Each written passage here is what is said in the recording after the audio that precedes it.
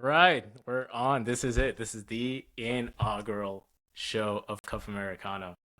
Robert, dude, thanks so much for helping me out here, jumping on this. I mean, honestly, it's just good to chat with you. This, I think I put it in my little intro. This is sort of an excuse to catch up with people in some Perfect. sense. Mhm. You've been busy in the last few years, Yeah. and that has kind of well, okay, back in the day we were just lowly little ICs. I think we started our career at the same time. Mhm. Yep. Back at That's right. Wayfair we were code junkies. um That's right. and then I think that, well, the first thing, once we both left Boston, you kind of broke my heart, because you told me something I never thought you would say. You said, I don't code anymore. I don't think that's true, because I saw one of your recent videos, and you were definitely coding. But you were the guy that would decipher Vim hotkeys like they were nothing. And like when I saw you on the keyboard, it was like watching magic. And then when you Well, told me later, I mean, this is, you're doing, you left Airbnb, you were getting into the startup, and I think you're a couple yeah. years in, and you're saying you're going to spend more time on the product. Yeah. And man, I miss that. I miss that. I miss you. Like you were my, what is it, like my desk buddy? You're like right next to me, and we used to I share remember that. ideas back and forth. Yeah. A lot of good Yeah, conversations. A lot those were of good lot days. of walks down was it Longfellow or no? We walked across I can't remember Mass Ave, just the Mass Ave Bridge. Remember? I will forever call it the Mass Ave Bridge. I believe till this day. I don't know if this is true because it just Yeah. sounds so wild. I believe that's called a Harvard Bridge. Wait, really? Yeah, but it Okay. goes into MIT. Is that right, or am I making that up? That is that I can't remember. I mean I'm Yeah. terrible with names, so All now right. this is Wherever just it is, I never believed it, but yeah, that bridge we cross a lot. yeah, that's right. But walking back with you, getting ice cream, Yeah. getting Indian food. It was awesome. Yeah, yeah. I remember Desi Dava, and shout out to them if they're still around. I hope they are. Yeah. We were going to Tuscanini's, and then they got shut down, or I Yep. guess the building fell off, and then they jumped Oh into yeah, that's and then right. you yeah, and then U City opened up the nitrogen ice cream. Yep, the nitrogen ice cream. That was so Yeah, good. Good stuff. yeah. Yeah. I wish I could sustain that diet still. I feel like I we walked so much. I mean, it was an hour from Wayfair back, like it flew by like just like that because we were talking, right? But Yeah. we did walk like an hour and 20 minutes every day just to get from Copley all the way back to Kendall. Yeah, those are good Uh, days. There was also that vegetarian place, which it was vegan oh actually, and like yeah, that's I've right. never been Yeah. vegan in my life. I'm not still, but Yeah. it was so good It that was good. Yeah. I didn't really think about it. Yeah, that's right. I forgot about that. Yeah, right across the street. Yeah. Yeah. When we needed to switch it up, it was either that or there was the Greek place we went to sometimes. There was a Greek place we went to. Um, yeah, I don't remember what it was, but it was a Greek place. It was like on the corner, right after you got over the bridge. It was like on the corner of, I don't know. Yeah, it doesn't matter. I We, Well, what's funny is I don't even remember a Greek place. yeah, I need to. I, who knows if it's still open, right? Yeah. All right. Well, if we ever end up back in Boston, we have Yeah, to we have revisit to. those the monuments. Yep, let's do it. Yeah. All right, Cool. man. Well, I've been looking at what you've been up to. You've got a lot that you've been up to. Uh, so I do remember we chatted about hyperquery some time ago. So I think that was your first startup, you and Joseph. Yep, that's right. There you go. Yeah. And is that like now transitioned into Oxygen Intelligence? Is it like, is it? I couldn't tell if you sold your old company, or if you kind of transitioned what you guys are doing with hyperquery into. Yeah, we sold the old company. We got it acquired by a competitor called DeepNote. So they're a data notebooking company. And then we, shut down and tried again. So this is like our second attempt. Mm, But yeah, it was a fun ride. And I think that was the stint where I was basically acting as, I did act as CTO for a bit, but for a big chunk of the time I was CPO, so basically doing product things. And that chapter of my life has ended now, and now I code again, and it's fun. But yeah, you've faithfulness, closed the right? circle. Yeah, that's right. I mean, yeah, nowadays everyone codes though, so who knows? Or All right. code. Right. Are you doing CTO for Yeah, Oxygen? that's right. I'm CTO for Oxygen Intelligence. All right. So, all right, I looked at what I could find on the demo. I mean, I remember with hyperquery, it was like the way I described it to you was it was a combination of like Jupyter and Notion. No. I don't know if you guys like that comparison or not, but that's for my skimming through it at the time and playing with the demos back then. Yeah. Oxygen Intelligence, I saw a little bit on it. It looked like it's more of a you can imagine ChatGPT interface with your internal data set. So it's like natural language querying on data. It's funny. Like if you use the word query outside of a tech perspective, it's like, oh, it's just a question.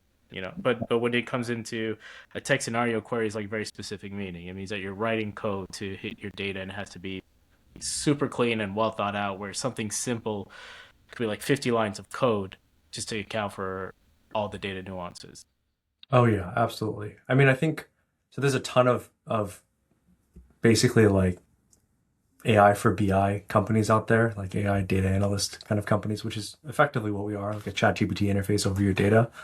I think fundamentally, the approach that we are taking is that we had this realization that it's very easy for an LLM, for AI to answer a question about like a data set, right? It can kind of like generate some SQL, generate some plausible analyses, and then come back to you with an answer. But our bigger realization was that's not quite enough. If you use that within a company, sometimes it's useful as a co-pilot. If you're just kind of like you have your own work to do, you need a system to kind of accelerate that. Kind of like what we call like a high recall analyst, to pull in some ML lingo, as in like it can answer a lot of broad set of questions, but not that well. Um, like that kind of a analyst can be very useful for that kind of co-pilot work. But if you're giving like an answer to an executive, or even giving this tool to an executive, and the answer is wrong, like you're dead, right? So I think for us, we realized we need to bake determinism and accuracy into the product as like a first class citizen. And so this is kind of the whole crux over which we built the company. Um, yeah, that's All right. what I'm working on. I don't know how much you can get into the secret sauce, but all right, Oh, I'll tell you a little bit about our stack. And then I'm curious how you guys like close some of these loops, which is we use DBT, which is all version control code. Like all this data analytics is all version controlled, which means that if you yeah, throw an LLM at it, an LLM is smart enough. I mean, what's crazy is a year ago I don't know if this was true, but today it is. That is smart enough where it can actually read all that code, like tens of yeah, thousands, maybe 100,000 lines of code, understand where all the data comes from, and then it can intelligently figure out how to put together like 50 lines of code for you. And that's like it's play for it now. That's not anything fancy. This is not considered cutting edge, which is yeah, shocking. yeah, But to do that, it's our data has to be clean from the ground up, and if it's not, then it's gonna run into a ton of errors that has no idea what to do. And so like we have guardrails on it where the folks who can use it are technical, and we've been really trying to open up to non-technical folks, but yeah, it's a combination of making sure that the tooling they use isn't overly open. At the same time, it's adequate for the LLM to figure out how to solve its own problems, and it's not there right now. Like we yeah. haven't figured that out. That's right. That's great. I mean, yeah, that's exactly what we're seeking to solve. And do you guys use GPT with? I mean, obviously you use their transform product, but do you use their semantic layer as well, or No, no? what's so funny is that you've been talking about this for like 5 years. Yeah, right. It's perfect. Yeah, I've been a semantic layer fanboy for a very long time. Well, I've written some controversial stuff about them, but uh, yeah, I mean, I think the best way to think about what we're doing is we're trying to one of the best ways to get to accuracy is by introducing something like a semantic layer. So the idea for those who don't know of a semantic layer is that rather than giving your LLM unfettered access to SQL, which it's pretty good at manipulating these days, you instead give it access to SQL snippets. And those SQL snippets are defined against two primitives. One is called measures, the other is called dimensions. Measures are just like aggregations. So it's like imagine like a sum of users. Like you call that like your number of users, right? You call that measure a number of users. Dimensions are just things you cut that by. So like imagine like whether you signed up via Android to an app via Android or iOS, or what country you're living in. That's kind of a dimension. And as it turns out, just by segmenting the world into these two primitives, you can cover basically every SQL query that exists. But then you can have the LLM reason around these components rather than the bare SQL. So we basically been working on augmenting like pre-AI semantic layers, so that way they're very LLM native, and then making it so they actually just perform up to the promise in an AI native world.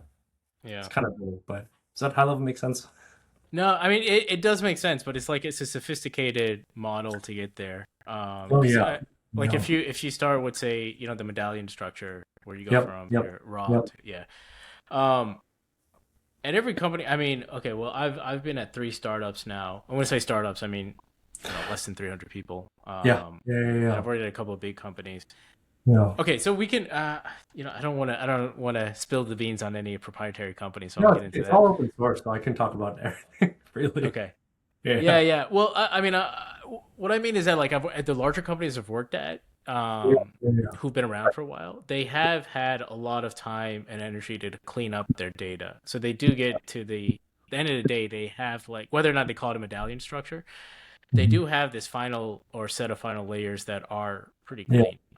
But yeah, at yeah, startups I've seen, it's usually not very clean. Like it takes time to get there, yeah, and a lot of it is just like figuring out how to define something simple. yeah. Like what is an active user, right? Like that's That's right. there's no agreement on that. I Yeah, mean, never. it's within a company there's no agreement. Yeah, that's right. So it's just getting to that stage I think is interesting. Well, okay, so you had worked at one of the top data companies on the Mm, globe. Like you worked at Airbnb, and right. anyone data has heard of the Airbnb for their for Airflow. Yeah, right, right, And right, if right. they're the kind of company that makes Airflow and then open sources it to Apache, um, that's a sophisticated data stack that they got going in there. Yep, that's right. That's right. Oh yeah, it was I mean, I think a lot of I drew a lot of inspiration from my time at Airbnb. It was great because we just it's such a data it was such a data-driven culture that they had built mounds and mounds of internal tooling to solve all sorts of different kind of data problems. Like aside from Airflow, we had Superset, which also came from Maxime's work. I think more at Facebook maybe, but also was incubated heavily at Airbnb for the dashboarding side of things.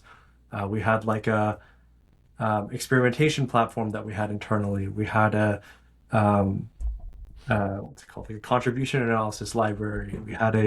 Uh, um, we had an anomaly detection library. We had a machine learning deployment system, like Mm, feature store. We had basically like every company, every data company that has like rolled out of like YC over the last 10 years was also a product that was already made at Airbnb.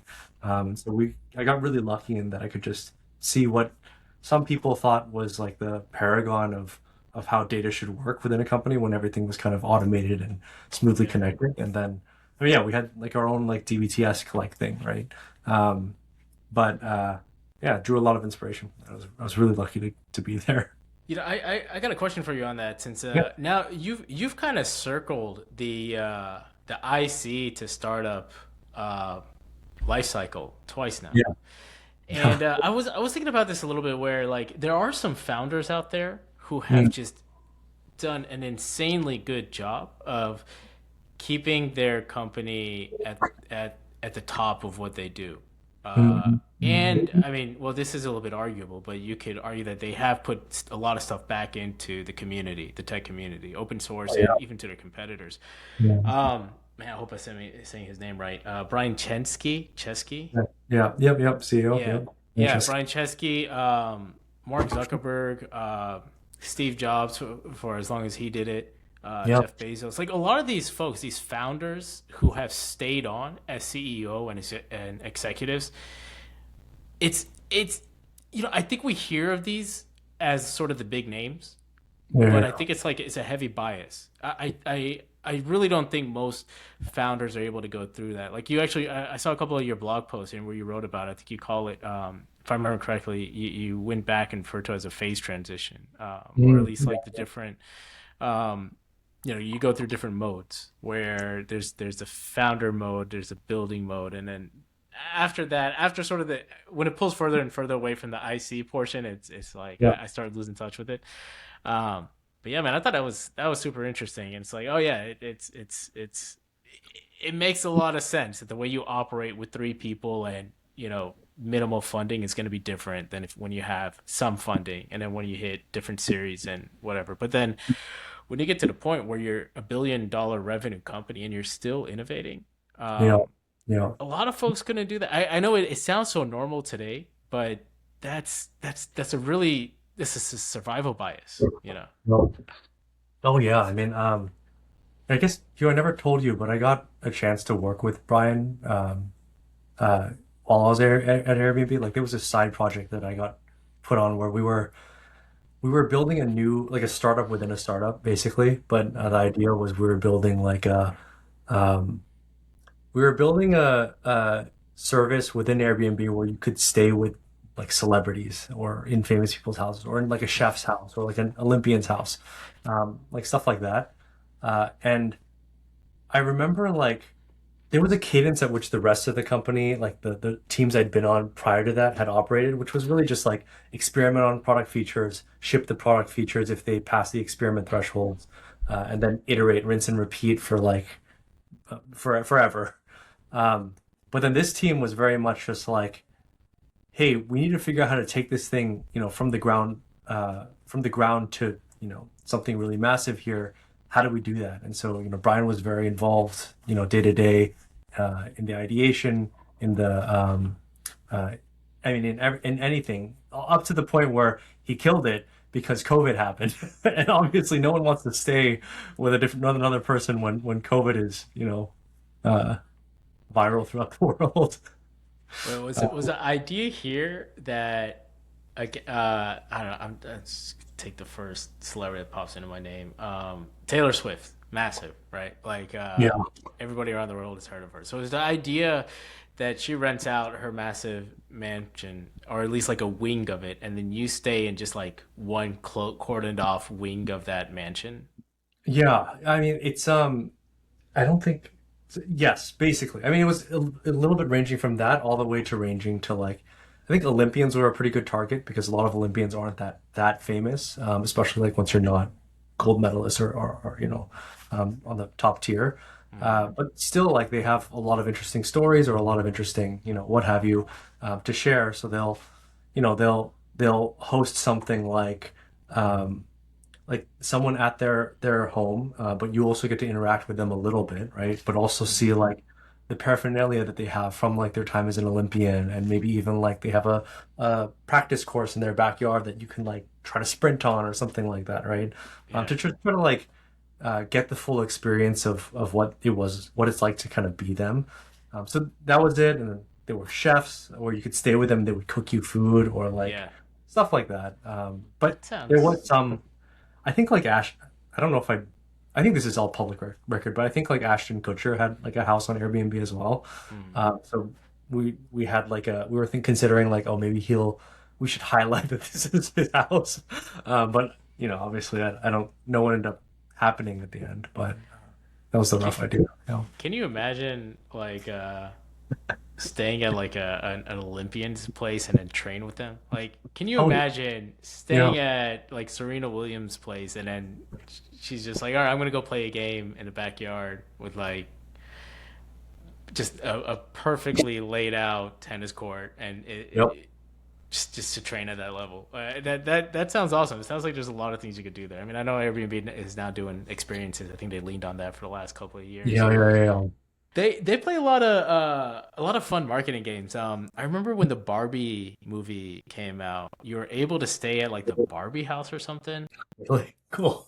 I haven't Yeah, kept. they had like they had this crazy pink house. I don't know, like a 10 bedroom mansion that you could rent out. It was just for like I think it was only available for a month or so.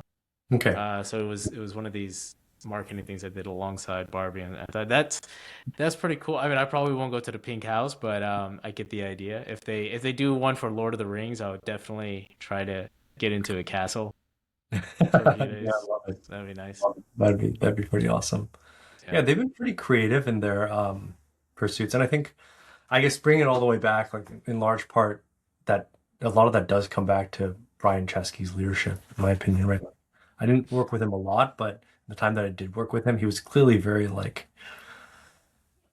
I mean, he did do his best to operate the company as if it was still like a three-person company, like Mhm. he made massive shifts to like shut down arms or refactor the company. I mean, like during COVID, I think especially like people have talked about this on other podcasts, but I was an IC watching Brian kind of navigate the COVID crisis, and like I remember like week over week, one time our metrics dropped from like we had maybe like it was generally stable, right? Like we had a little bit of growth every week, to once our week over week metrics dropped to like 3%.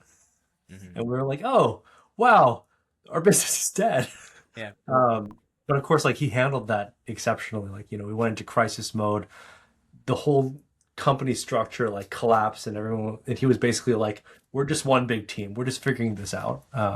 And yeah, I mean, being able to like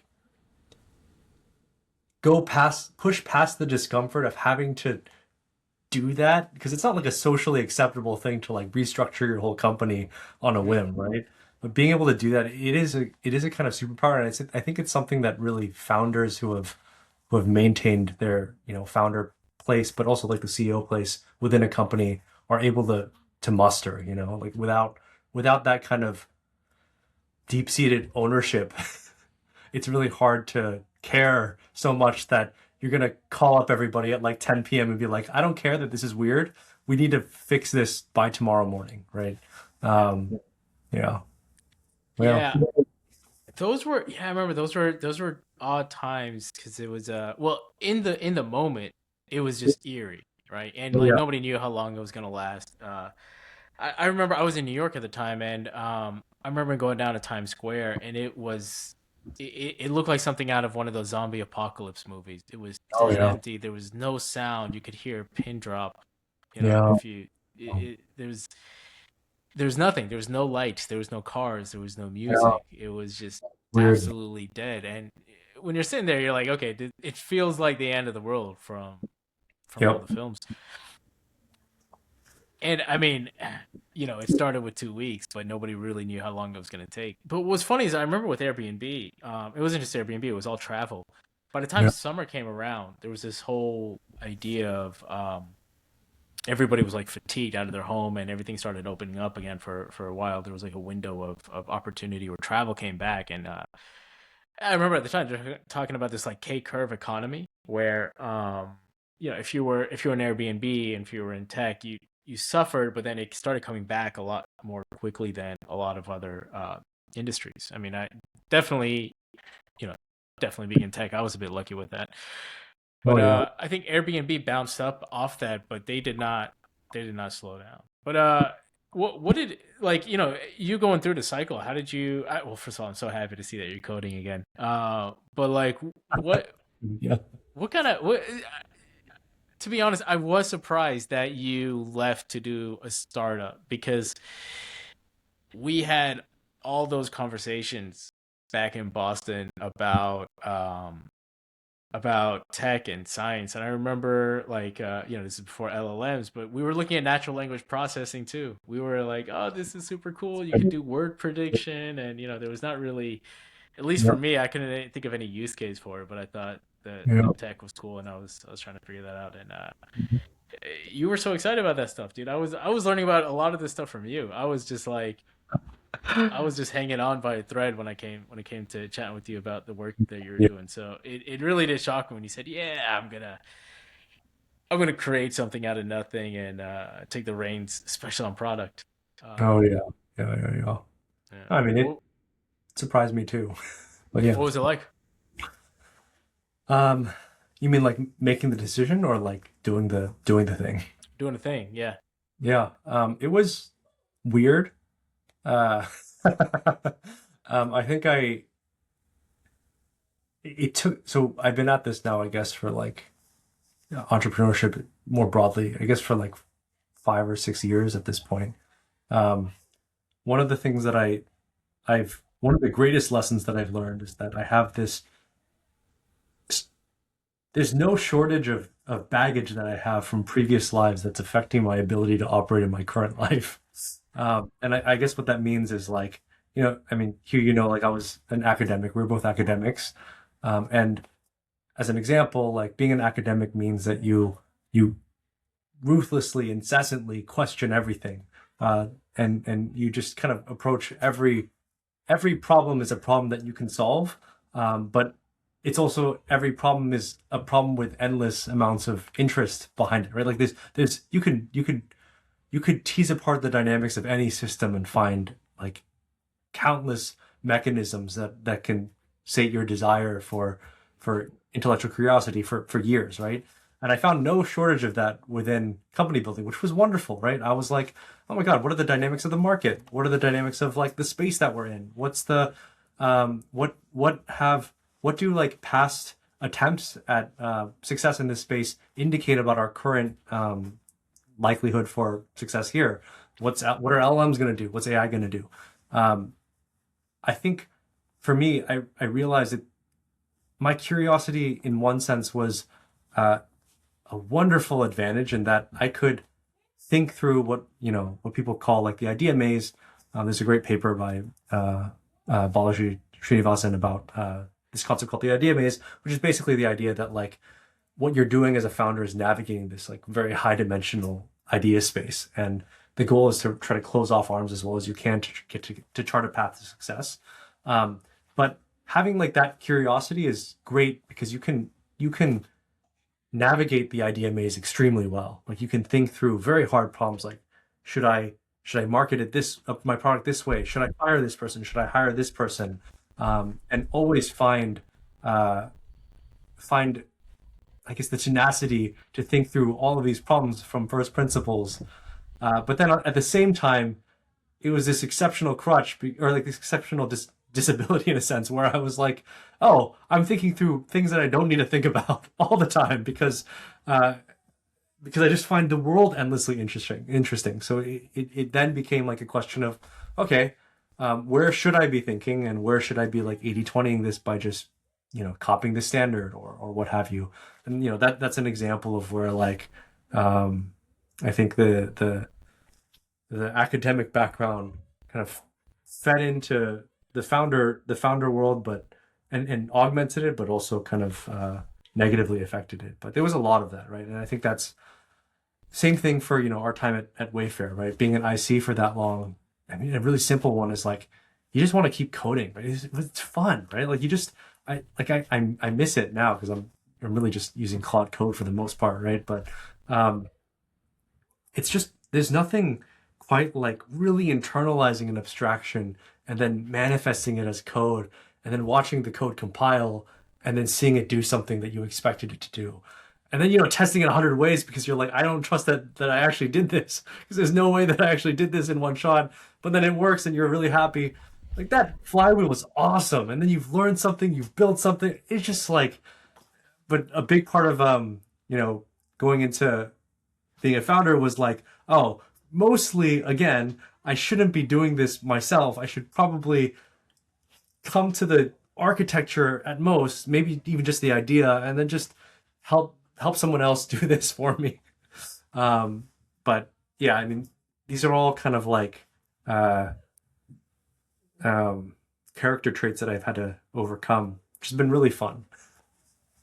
Yeah, that's. I mean, there's definitely this trade-off of like leaning into what your strengths are, and then every now and Mhm. then, building your weaknesses Yep, where you have to yep, do them. And it's a different question of whether or not you enjoy it. It's like there's a lot of yep. factors to say, okay, do you push through something that's not your natural inclination Mhm. versus whatever. But it's kind of interesting where you talk about the academic experience. I think I had that more where I was really curious on mastering every minute detail of a topic. I But I think remember. going through grad school, what I discovered was it's impossible. Like the system that I Yeah. studied it for 5, 6 years, and Yeah. I there was still so much more to learn. And I think my big takeaway from grad school is that like I'm just not gonna master anything. Um, But yeah. okay, let's define what it means to be a master. I used to know calculus like the back of my hand, right? You throw calculus at me and I have a physical interpretation of what you're talking about. Uh, I don't even need words. I just need some math equations, and it's like, yeah, I get what you're doing. I, I'm out of practice. I can't do that anymore. Um, but even at that time, I would have told you I am far, far, far from a master of calculus, right? Like when you go into the depth of what had been done, even in the 1800s, I didn't understand what was being done in the 1800s calculus, much less how it's evolved over the past 300 years, right? So I don't know, man. I think grad school is a very humbling experience. Wait, what did you? I mean, I know you did mechanical engineering, but what was your thesis on? Or what was the Uh, system that you're talking about that was so complex that you never felt you could get mastery over it? Yeah. Okay. Well, in calculus, what I was speaking of, like, I think the last thing that I studied, and I actually didn't need this for any project I was working on, is called calculus of variations. Oh, right. Uh, Yeah, yeah, yeah, and yeah. it's this idea that if you have a system, a lot of Yeah, you physical have small systems, perturbations, and then you can see how that yeah, manifests. Yeah, that's right. Yeah. exactly, exactly. So like the classic equation is like if you have a line, a taut line. I don't know if this Hmm. show up on the camera, but there's some slack in there.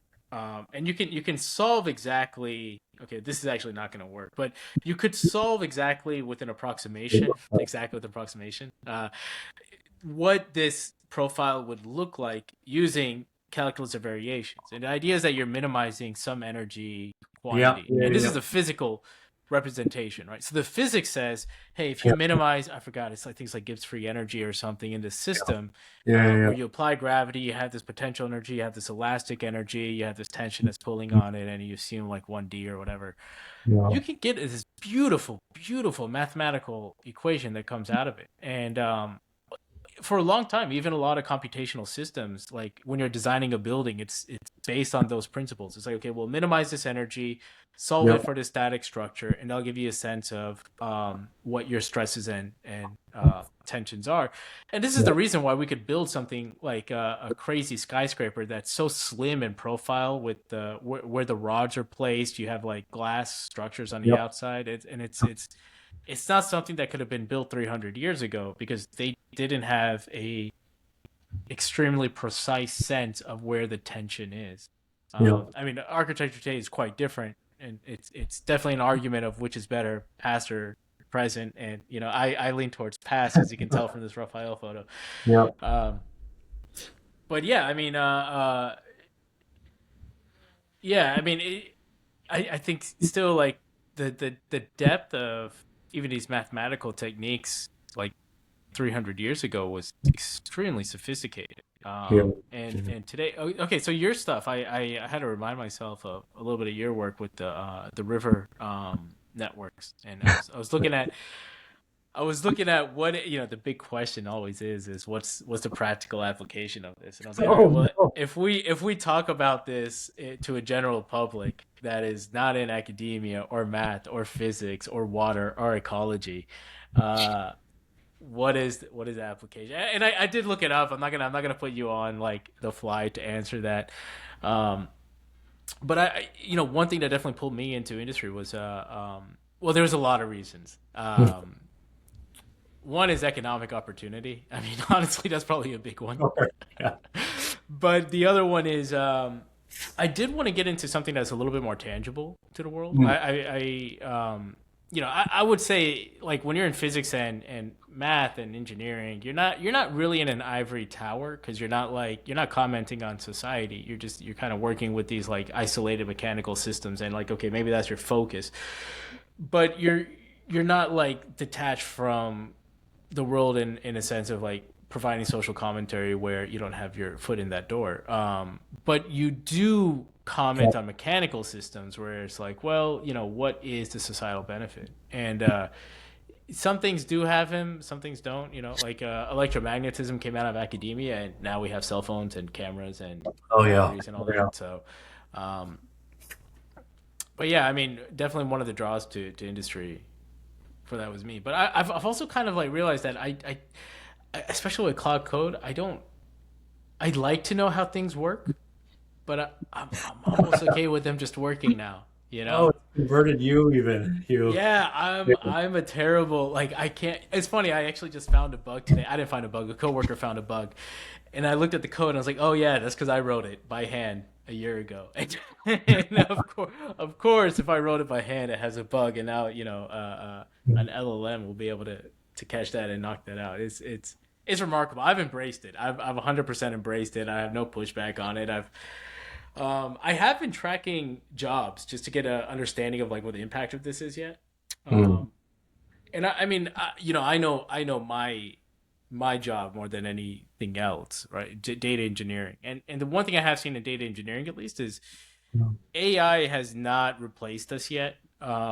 It might, I don't know, but it hasn't happened. And with software engineering, I mean, what's so interesting about software engineering jobs is it's not just software engineering; it's tech in general.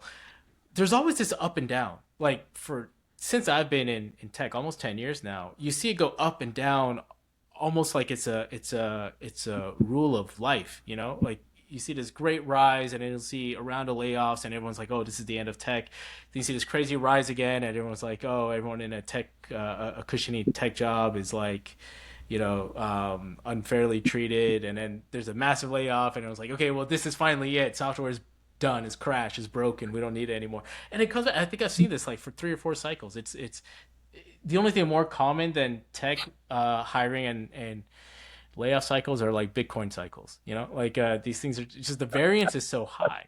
Yeah. Um, yeah, and the one good thing about being in data science, you and I from earlier, is that I don't know if you study probability. I think you did study stochastics a bit, but I, I I had not studied probability before, but when I was getting into data science, I was studying probability and statistics, and it kind of changed the way I started thinking. Where I was like, oh, okay, like if you think about things in a statistical and probabilistic nature, you get surprised less. You're also like a little bit more ready for change and variance, and it just it goes hand in hand with the philosophy of stoicism, right? Like you just can't control everything, and there's just randomness involved, and you accept it and you move on, you know. Yeah, there's a lot there to unpack. I mean, yeah, I mean, to kind of come back all the way to the practical reason I mean, like getting into industry simply because you wanted more practical. I asked about your thesis because or Yeah, your I subject evaded matter. that. I evaded that. No, no, I mean, but I'm asking because it's funny because you asked me about my grad school time, and I'm happy to answer questions about that. But I feel like my grad school work was it largely had no real direct application. It was fundamental science, right? Like, Remember when well, I said you don't want to get canceled by saying something controversial? yeah, I know. I'm gonna get canceled with my former advisor now. He's gonna be like, "Hey, look, we have NSF grants. Can you not?" But I mean, like, fundamentally, we discovered some things about patterns in rivers, right? We found that when you look at a river from the top down, from like an aerial view, the center of the river, you can kind of predict the shapes that it's gonna make, and it really just follows like a single equation, which is like Laplace's equation. So I won't get too much into the details, but that basic idea is just like the second derivative of like the height squared of the water table underneath the surface dictates all of the dynamics of how the rivers grow in that field. But all that means is like you get a lot of convenient properties. Like rivers will always try to grow generally straight, or when rivers split, they'll always try to split at like 72 degrees. And then as rivers migrate, they'll try to bend a little bit. But you can solve all of this through like simple mathematics, but there wasn't really there wasn't a clear application of it. I mean, there was certainly some to oil fracking and systems like that. But for the most part, I think my grad school time, opened my eyes to the fact that uh, generally how to like solve problems, and even if a system has almost infinite complexity, like you could talk about sand grains, right? And at that level, look at the dynamics there. There's always still like a couple of things that are governing the system. Like I like to say, like I became an expert in eigenvectors, right? Like in eigenvectors is in like the principal components of the covariance picture. Okay, I won't get into that, but like machine learning over there, I just mean like the main thing behind a thing, right? Like the Pareto law kind of properties behind a thing. Like how do you 80/20 a thing? Like what are the rules that govern like most of the behavior here? And in that regard, like I didn't come away from grad school with this idea like I won't understand everything, but rather the hubris of I can understand everything if I just figure out those one or two things that govern most of the mechanics here, which has led me to a lot of trouble where like sometimes in data, for example, you can't 80/20 your data engineering effort. But you can data like 80/20 sometimes, like, oh, the design of the product, or like very specific, like you can choose aspects of the product that you need to work on that will really like capture all of the love from a community, right? And in that regard, it's been useful for me. But I guess that's my commentary on your grad school. It makes me think like we must have had very different grad school. I mean, we're like two sides of the same like evil character or like whatever, right? I'm like I feel like I'm Spider-Man, you're Venom. Sorry, I'm making you the Yeah, evil one, but like I've learned that I can solve anything, and you've learned that you can solve I can solve nothing. nothing. I can solve nothing. And I remember Hugh, you're like I don't know if this is controversial, but like you're very like you're always very nihilist, right? And I was always very like I don't know what the opposite was. I wasn't like uh, I don't know how to describe it, but I was certainly like more optimistic in some sense Yeah. about I something. I just read this book by Viktor Frankl, Search Oh for yeah, Meaning. answer for me. Yeah, Yeah, logotherapy. yep, And yeah, I mean it's his big thesis, his big I mean it's a phenomenal book. yep. It's a hard one to read, I would say, for multiple reasons. But it's a really important one. But I don't know if you remember the thesis, but his thesis is if you don't have a meaning for your life, it's going to be very hard to Mm. to make it out. And now you're calling me a nihilist, you know. But to be fair, this was like 10 years ago when I would call myself still a kid. So Yeah. I Okay. Yeah. accept that accusation, but I raise that that I have found a little bit more optimism to the old school nihilism. But no, it's actually funny because you kind of reminded me of I remember having some of these conversations with folks in the past, but I haven't thought about that in a long time. Yeah. Yeah. I think the little bit I've studied of the Greek philosophers, I think the Greek and like the Roman philosophers like Marcus Aurelius and Plato and Mm. Socrates, I think they were certainly not nihilist. Actually, you know, I'm gonna blame this as a product of our times, where I think this whole like nihilism has really entered the social sphere in the last century or so. You know, I would really be theorizing on things I haven't thought about if I explained why. But that is an interesting topic. But I would recommend everyone to find meaning in your life. Oh yeah. Do you miss it, man? Do you miss the research? I did in the beginning. There's something really beautiful about discovering something new. Like we did some bits of it at Wayfair, but certainly you had that in your PhD. It's just like there's something really beautiful about knowing like you're the only it's kind of hubris, right? You're the only person that knows this thing, this secret about the universe, and you discovered it. Like it's all about you, but it's also just it's really fun, like being at the frontier of like this little part of the world.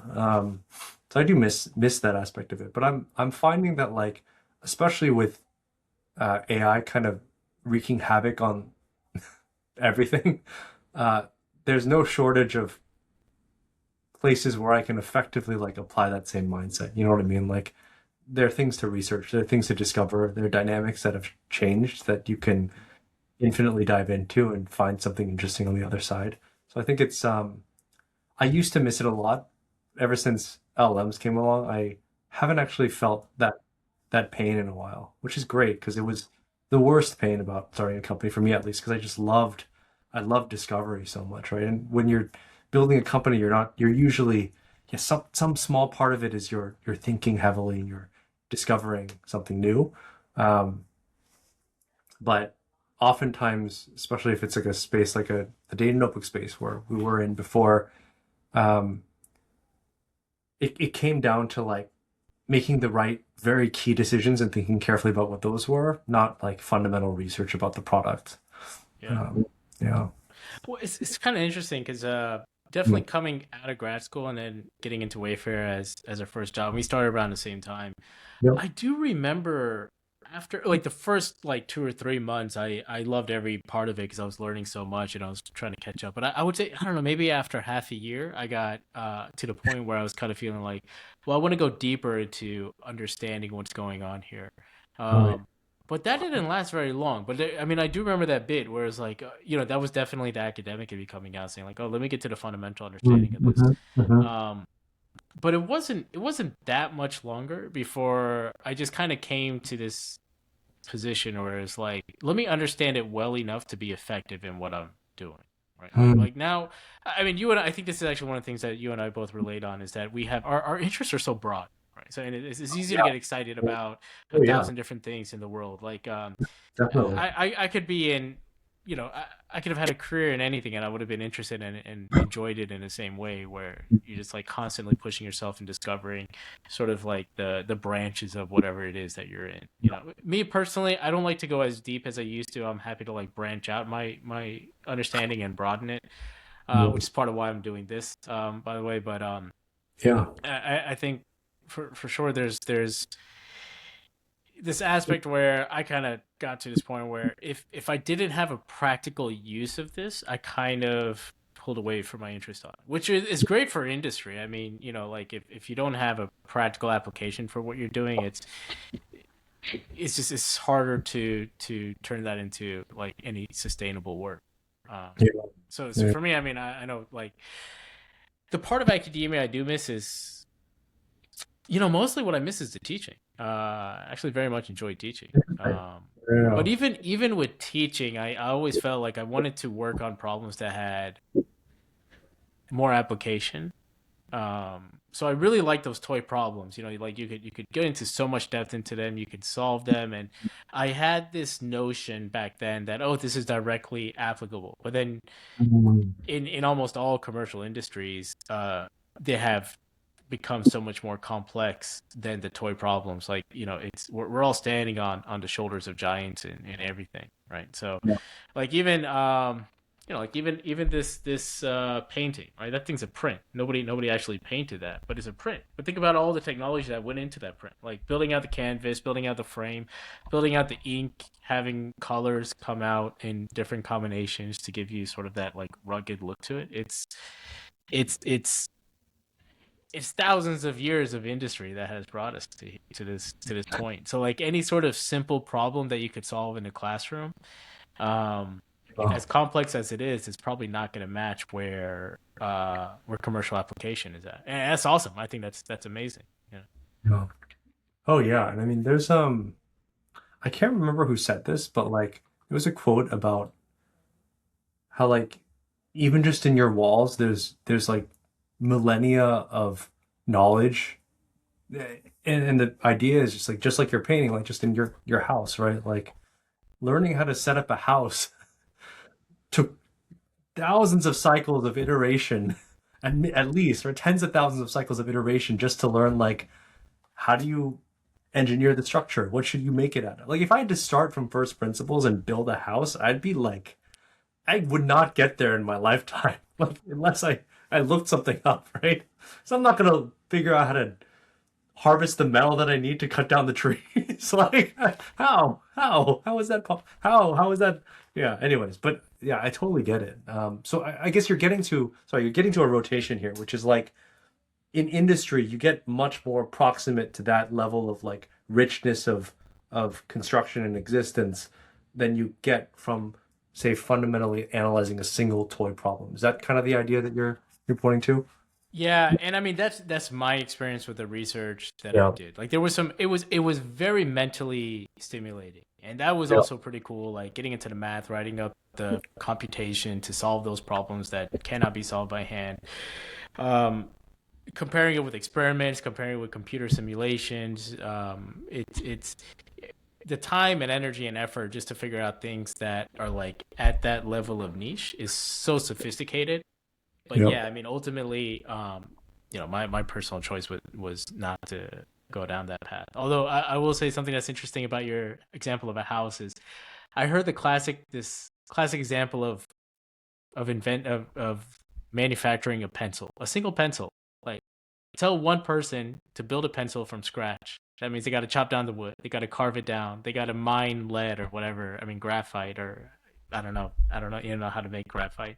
They got to make the little metal at the back end and then press it with a rubber eraser. And it's like, okay, well, you also have to manufacture the rubber, and then if you want to paint it yellow so it's got that number two look to it, you gotta manufacture paint. Then you have to sharpen it, and to go through that entire process as a single human being, it's a project. It's gonna take some time to build that out by yourself. Yeah, that's right. That's right. And I guess that's fundamentally what you're doing when you're approaching any problem from from base knowledge zero, right? Like if you have to do everything yourself and have to consider everything yourself, there's no shoulders of giants to stand on. You have to hike the mountain yourself every painstaking step. Yeah. It's an interesting I think like fundamentally like this is this manifests within, just to kind of bring it back to this, this manifests within starting a company uh in really interesting ways as well, as in like I think one of the biggest lessons I learned, as I mentioned, is like, where should I be standing on the shoulders of giants and kind of copying a standard? Where should I be innovating? Because you don't have a lot of, contrary to what you might think, like you don't have a lot of time to innovate. You have like and the market doesn't have a lot of tolerance for your innovation either, right? So you have like, I remember somebody mentioned it as like framed it as you have like one like innovation token, really, right? Like, or two innovation tokens that you can pull. And you need to go with standards for everything else because one, you don't have the amount of mental bandwidth to think about all the problems from the ground up. Otherwise, you're building a pencil when you're trying to sell the pencil, right? Like, for the most part, you should copy what works for pencils, not rebuild the whole process.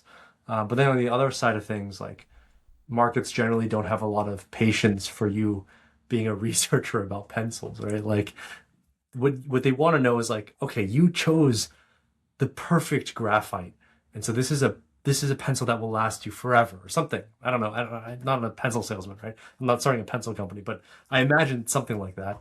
Uh, and that's what you should anchor on, right? Like you should copy everything else and then like make sure that graphite that you're using is um, really has some differentiation. You don't say like I rebuilt this pencil. Like I mean, you market like that, but you don't actually like I harvested different wood for. I mean, okay, there's a market for this kind of object, so and I've seen it, but for the most part, you don't tend to uh, point to a million different things as like your differentiation, right? You find one thing that really is the main thing. Um, I'm gonna start selling merch, and I'm gonna have mahogany pencils, oak pencils, each cedar one pencils. handcrafted by you, Remy. Exactly, exactly. Handcrafted. I'm gonna throw an LLM at it. Oh man, the other day I woke up and I want to go brush my teeth, and my first thought was, My let me Allah. tell Claude Code to brush my teeth, and I was like I mentally started typing, Yeah, brush my yeah. teeth. And I was like, oh man, this is bad. Oh yeah, isn't it weird how like I the real world warps in very strange ways after you've been like vibe coding for long enough or using cloud Yeah, code for long enough. You're just like, what is why can't I like that's the most I can form in words of like why can't I like and in my head it really it's just like why can't Claude do the thing that I'm trying to do right now for me? yeah, Like I just need to move the light. Can you just like yeah. please? But I mean, how far are we away from that? Like, okay, so this is the big thing, right? It's No. the first iteration of LLMs that changed the world was a chatbot, but it had no executive function. All it could do is essentially it's a lookup table. Yeah. You ask a question, it looks through a data bank or it looks through a data bank, and then it comes back with a reasonable response. And that was mind blowing. I mean, it absolutely changed the way that we learn or that we study or that we find information. Cloud Code took it to the next level where it said, okay, well, now we're going to allow execution out of this. And if you're working on a computer most of your day, you can do a lot. Like I've gotten so lazy where like I'll just ask Cloud Code, hey man, can you send me what my Slack messages are? Because I don't want to click into Slack, right? Like it's it will do any executive function for you on a computer, Yeah. including deleting your computer if you wanted to, right? Like Yeah. it has full reign over it. The next level I think is physical execution, and this has been coming along for a long time. I mean, even when we were in Boston, the big company, I Yeah. think it was Boston Dynamics, and they were Awesome. like robotics was big there. This is Yep. 10 years ago. Where it's come now, honestly, it shocked me. Yeah. Yeah. Yeah. Maybe Yeah. you've seen those videos where they show like a Oh robot yeah. walking from like Yep. Yep. 2015. Yeah, and Yeah. it's like now it's like climbing up boxes, it's doing backflips, it's dancing, it's like it's holding itself in positions that are very unstable, but it's able to equilibrate itself Yeah. with motion too. And Yeah. yeah, I don't know when that's gonna happen, but I mean we'll see it in our lifetimes. Oh yeah. Oh yeah. I mean, it kind of bringing these threads together, like the LLMs are really a great. I mean, all. I guess AI is a bucket term. It's a great example of where you can't really you get some of the way there from fundamental science, right? But in large part, these are just substantial engineering efforts, right? You need to tweak the system in a million different ways until you get to a product that actually behaves in the way that you want it to behave, right?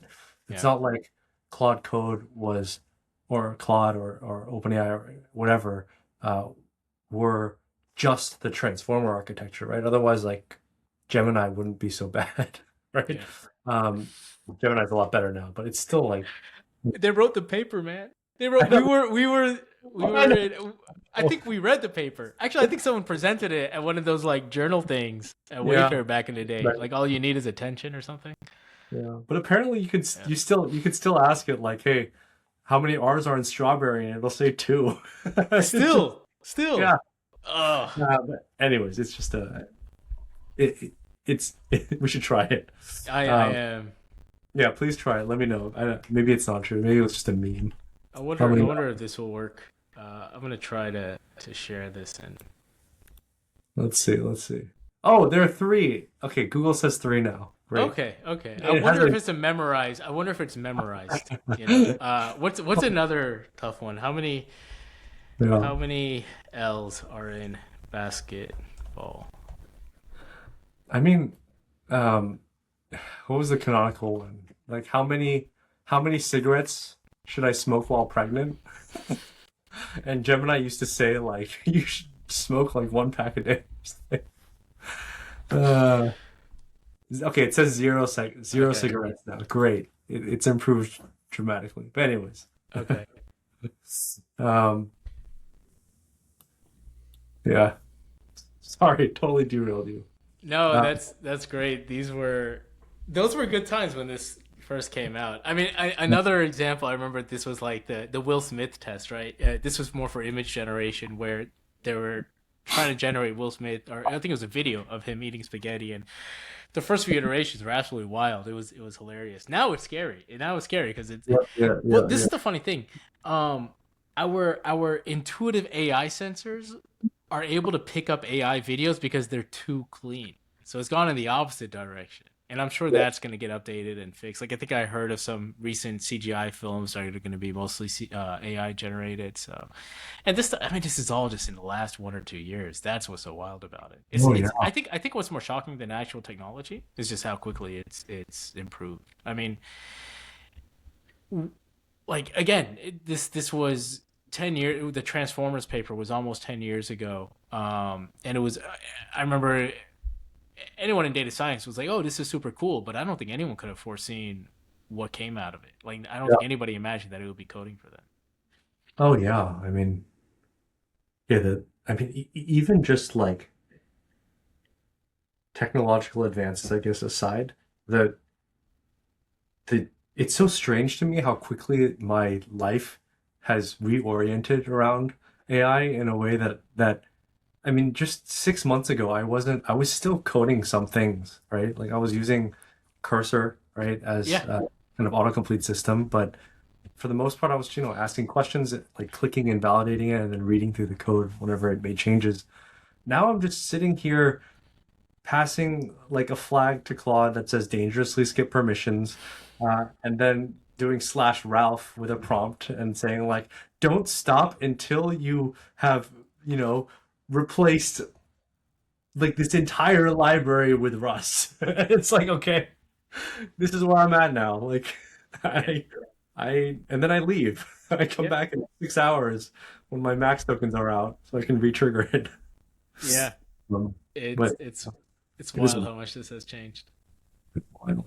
I can't imagine what it's like in school these days. Like, if you're a computer science major, I mean, how are you a computer science and not going to use this, right? Like what what temptation? Like, how strong is the temptation to say like, I don't know how to compile my C code to write a for loop. Can you Yeah, just do it for me? It's like, all right, if you exactly. spend 5 hours on Claude, you can do pretty much the entirety of your semester's homework assignment. I don't even know how they're gonna write tests anymore these days. Like who actually, you know what? Thinking back in the day, I did have to write code with pencil and paper for a couple of my exams.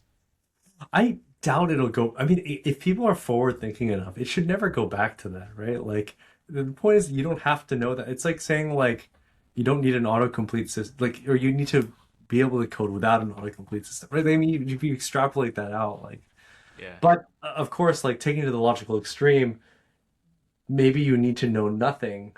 That starts to feel weird, but I imagine there are like fundamental concepts that you should at least understand and be able to demonstrate understanding of in a live setting that we can still test. But I think you no longer have to know like syntax. I think that just it's something like our generation just happens to know now. Like, and for everyone after us, you're just not gonna have to know syntax. Like coding languages are just programming languages are just useful abstractions to store your higher level abstractions in a way that is more deterministic, basically, right? yeah. Like, who knows assembly these days? It's like, Hmm. if you know assembly, you've seen so Exactly. many. You've seen Exactly. the evolution of all this. Yeah. And So yeah, and there's utility to learning it still, right? Not yeah. because you need to learn the syntax anymore, but because you should understand how people were thinking about designing these systems from the get-go to solve like fundamental computer science problems, right? Like these are like abstractions that you should be familiar with. I'm not, right? I'm not a computer scientist, but these are, I would imagine, abstractions that you should be familiar with such that you can understand, have a strong basis for which to say design the next programming language. Yeah. But I don't know. That's I yeah. I imagine it'll be kind of like multiplication tables. So Mm. I've actually, yeah. I mean, I think it'll be like multiplying, not in multiplication tables, but if you're like, you're in school, you're gonna multiply Yeah. 32 times 46, and like you Yeah. learn that process. You learn it's systematic. You learn how to carry numbers. You learn Yeah. digits, base 10, all that kind of stuff. But when was the last time you did 43 times 37 on pencil and paper? Yeah, you just pop open a calculator, which is on like every electronic device that you would find. You could even just ask AI. Yeah, that's right. There's I no don't know if AI can do math yet. You know what? I'm pretty sure what they're gonna do is, if you do AI, if you ask an LLM, it's gonna just write a Python program to do Oh yeah, I mean, deterministic. isn't there a calculator tool now? Isn't that what the pattern is? That's right. That Yeah, I don't think that should they be the pattern. Yeah. um no, but yeah, but that's a great example because obviously I'm still going to teach my daughter so she's 6. I'm still going to teach my daughter to do multiplication. Mhm. You're not going to go to the point where you don't teach how to do like 2 times 2 what the concept is. You have to know the Mm. concept. And I feel like the now we can make that divide of like the only reason you had to memorize multiplication tables, part of it was for practicality, right? To be able to do the operations. But now when you excise that from the requirement all you really need to do is understand what and internalize deeply what multiplication is, right? I Yeah. think that's like that has to be like the paradigm shift that happens in education, right? Like it's all Yeah. about can you reason about these ideas? Yeah. But yeah. So is I heard the way they teach math has changed since we Oh, were in yeah, school. yeah. Yeah. I think I haven't encountered this yet. I think I don't look at my daughter's homework that much, but uh, I think it has. I think multiplication. There's like some other trick for how it's done, but um, I don't know. Yeah, I Okay. can't. Sorry. Yeah, no, I've seen like these random TikTok videos that pop up, and it'll be like a parent talking about the new version of math, and I, I'll only say what I saw made no sense to me, but at the same time, I mean, maybe that's true of all techniques. Like maybe there are benefits to it, but it No. was a bit confusing. I mean, Yeah. I'm definitely a traditionalist. For me, Spider-Man is always going to be Tobey Maguire, and like I refuse to accept any newer version of it. And this could be very well with like the techniques that they teach in math, where it's like, look, I know how one way to do it. It's worked for me, and I refuse to budge. I mean, okay. I if I remember correctly, it was just about like using a different abstraction over multiplication here. It was just like, and I can't, I don't know I don't remember what we could just look it up, but like, like the way that we traditionally do multiplication is just like, it's formulaic, right? Like you have Hmm. like, and you break it up by digits and you just have basically a pattern that you follow to add things together. But it's essentially like distribution, right? Like you do the ones against this whole thing first, then you add that to the tens against the whole thing again, and then you do it against the hundreds, and then that's how you like iterate through it. I Hmm. think the way that they're teaching now is more like, oh, let's compare it to like a box or something, and like it's the area of the box that you're trying to get to, and what you can do is break the box into like little pieces, and then like conquer those pieces first and then add them up. It's something like that. I didn't care to learn, but like you can imagine like there's lots of ways that you apply multiplication to things, and so there are lots of ways to intuitively understand multiplication that are different from the way that we I don't know why I'm ranting about this. I don't know why I'm getting so like worked up, but like I feel like it's one of those things where it's kind of like in the beginning it's kind of like clickbait, like they try to make it look confusing Yeah. because it's in the best interest of like getting virality, but Yeah. in reality, it's like not that bad, you know? I mean, I definitely fall for that. Like like content that goes viral, it always has Me too. there's always something to it. I don't know. I guess it's that shock factor. It's like,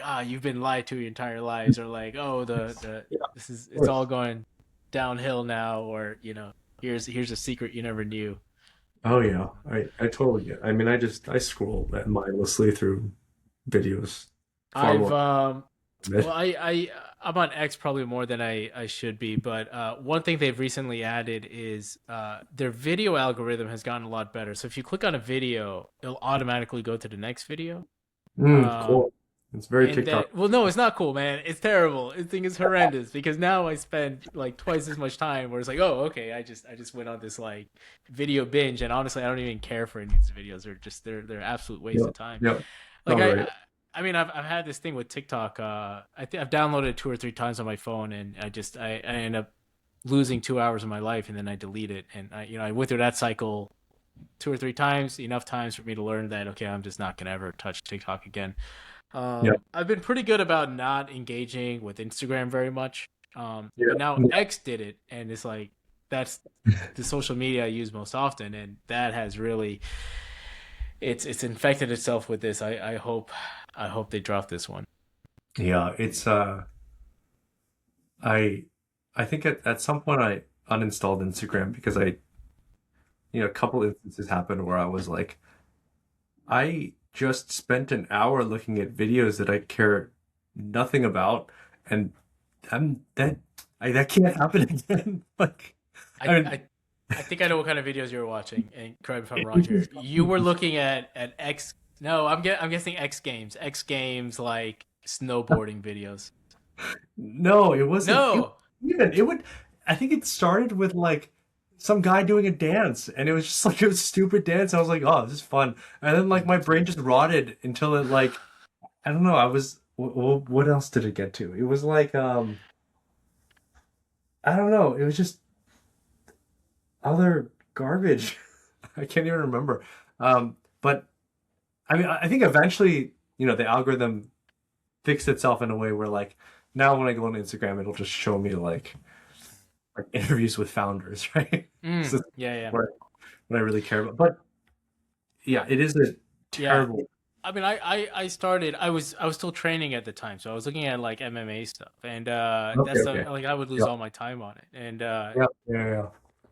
now I think it's like mostly movies and TV shows, and it's Yeah, like from the '90s, and it's like I yeah. must have watched one from Friends or something, and it's like, oh yeah, Chandler, haha, that's amazing, I remember that, and now it just won't stop. Oh Now my it's God, all the yeah, time. yeah, yeah. I But remember that.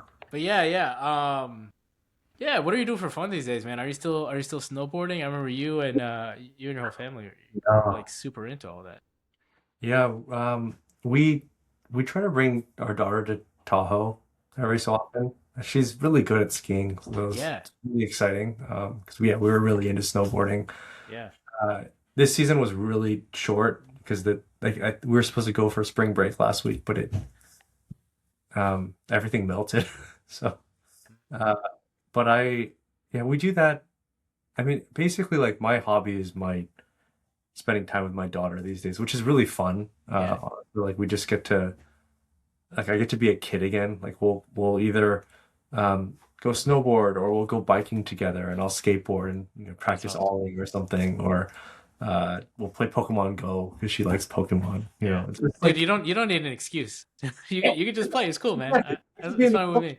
all this Yeah. stuff that kids Yeah, yeah, doing. yeah. Just Yeah. watch Pokemon TV or Yeah, like that's awesome, man. stuff. Very cool, But very cool. mostly what I do. But every other second of the day is just like let's talk to Claude or Yeah. And um now you could get on your phone too. I haven't put it on my phone. I refuse oh to. yeah. I was actually thinking about I don't think I have to do this anymore. So I only use Cloud Code for work, but I was Mhm. thinking like I let me pull it into my personal life. Oh Speed up yeah. but I haven't yet because I have a feeling it's going to improve my life, but at the same time degrade it. And I'm not sure I'll be able to control the degradation. So I was Oh thinking about, okay, well, it might be very useful for actually this podcast, like to help yeah. me organize a few things here and there. Oh So I, yeah. I have not experimented with it yet. I know it's going to be a big time sink. Um, so but for work, I use it like if Claude is down, it's like I'm out of commission. It's like, well, what am I gonna do? I guess I'll read. I'll read some PRs. That's what I'll do. Well, that's right. I mean, did you see Andre Karpathy's post about, like he hooked up Claude to like a Obsidian knowledge vault. Hmm. But he was um basically the idea was like he's trying to create a system for how an LLM can operate against all of your like notes and things like that, right? Mm-hmm. Um, he was if you aren't aware, like he was previously like I don't know, director of something at or some he was at OpenAI. Mm-hmm. Um, but yeah, I think there is this question of like I've been trying to build out like a so I don't know if you know Hugh, but like I've kept an Obsidian vault. Like if you know Obsidian, it's like a note taking tool. I Um, haven't used it. I use Notion, but I've heard a lot about Obsidian. I think it's yeah, open source too. Is that right? it's not open source, but it's like open file format, so you can like it operates over your Markdown files as opposed to like having a proprietary file format. Oh, cool. Yeah, yeah, Yeah, that's which is awesome. good. So you own your data, and if you want to move it to the next tool, you can do that. But obviously, people just end up sticking on it. Um, that's like that was like kind of the big appeal because I kept losing all my notes whenever I switched from like Evernote to Notion or whatever.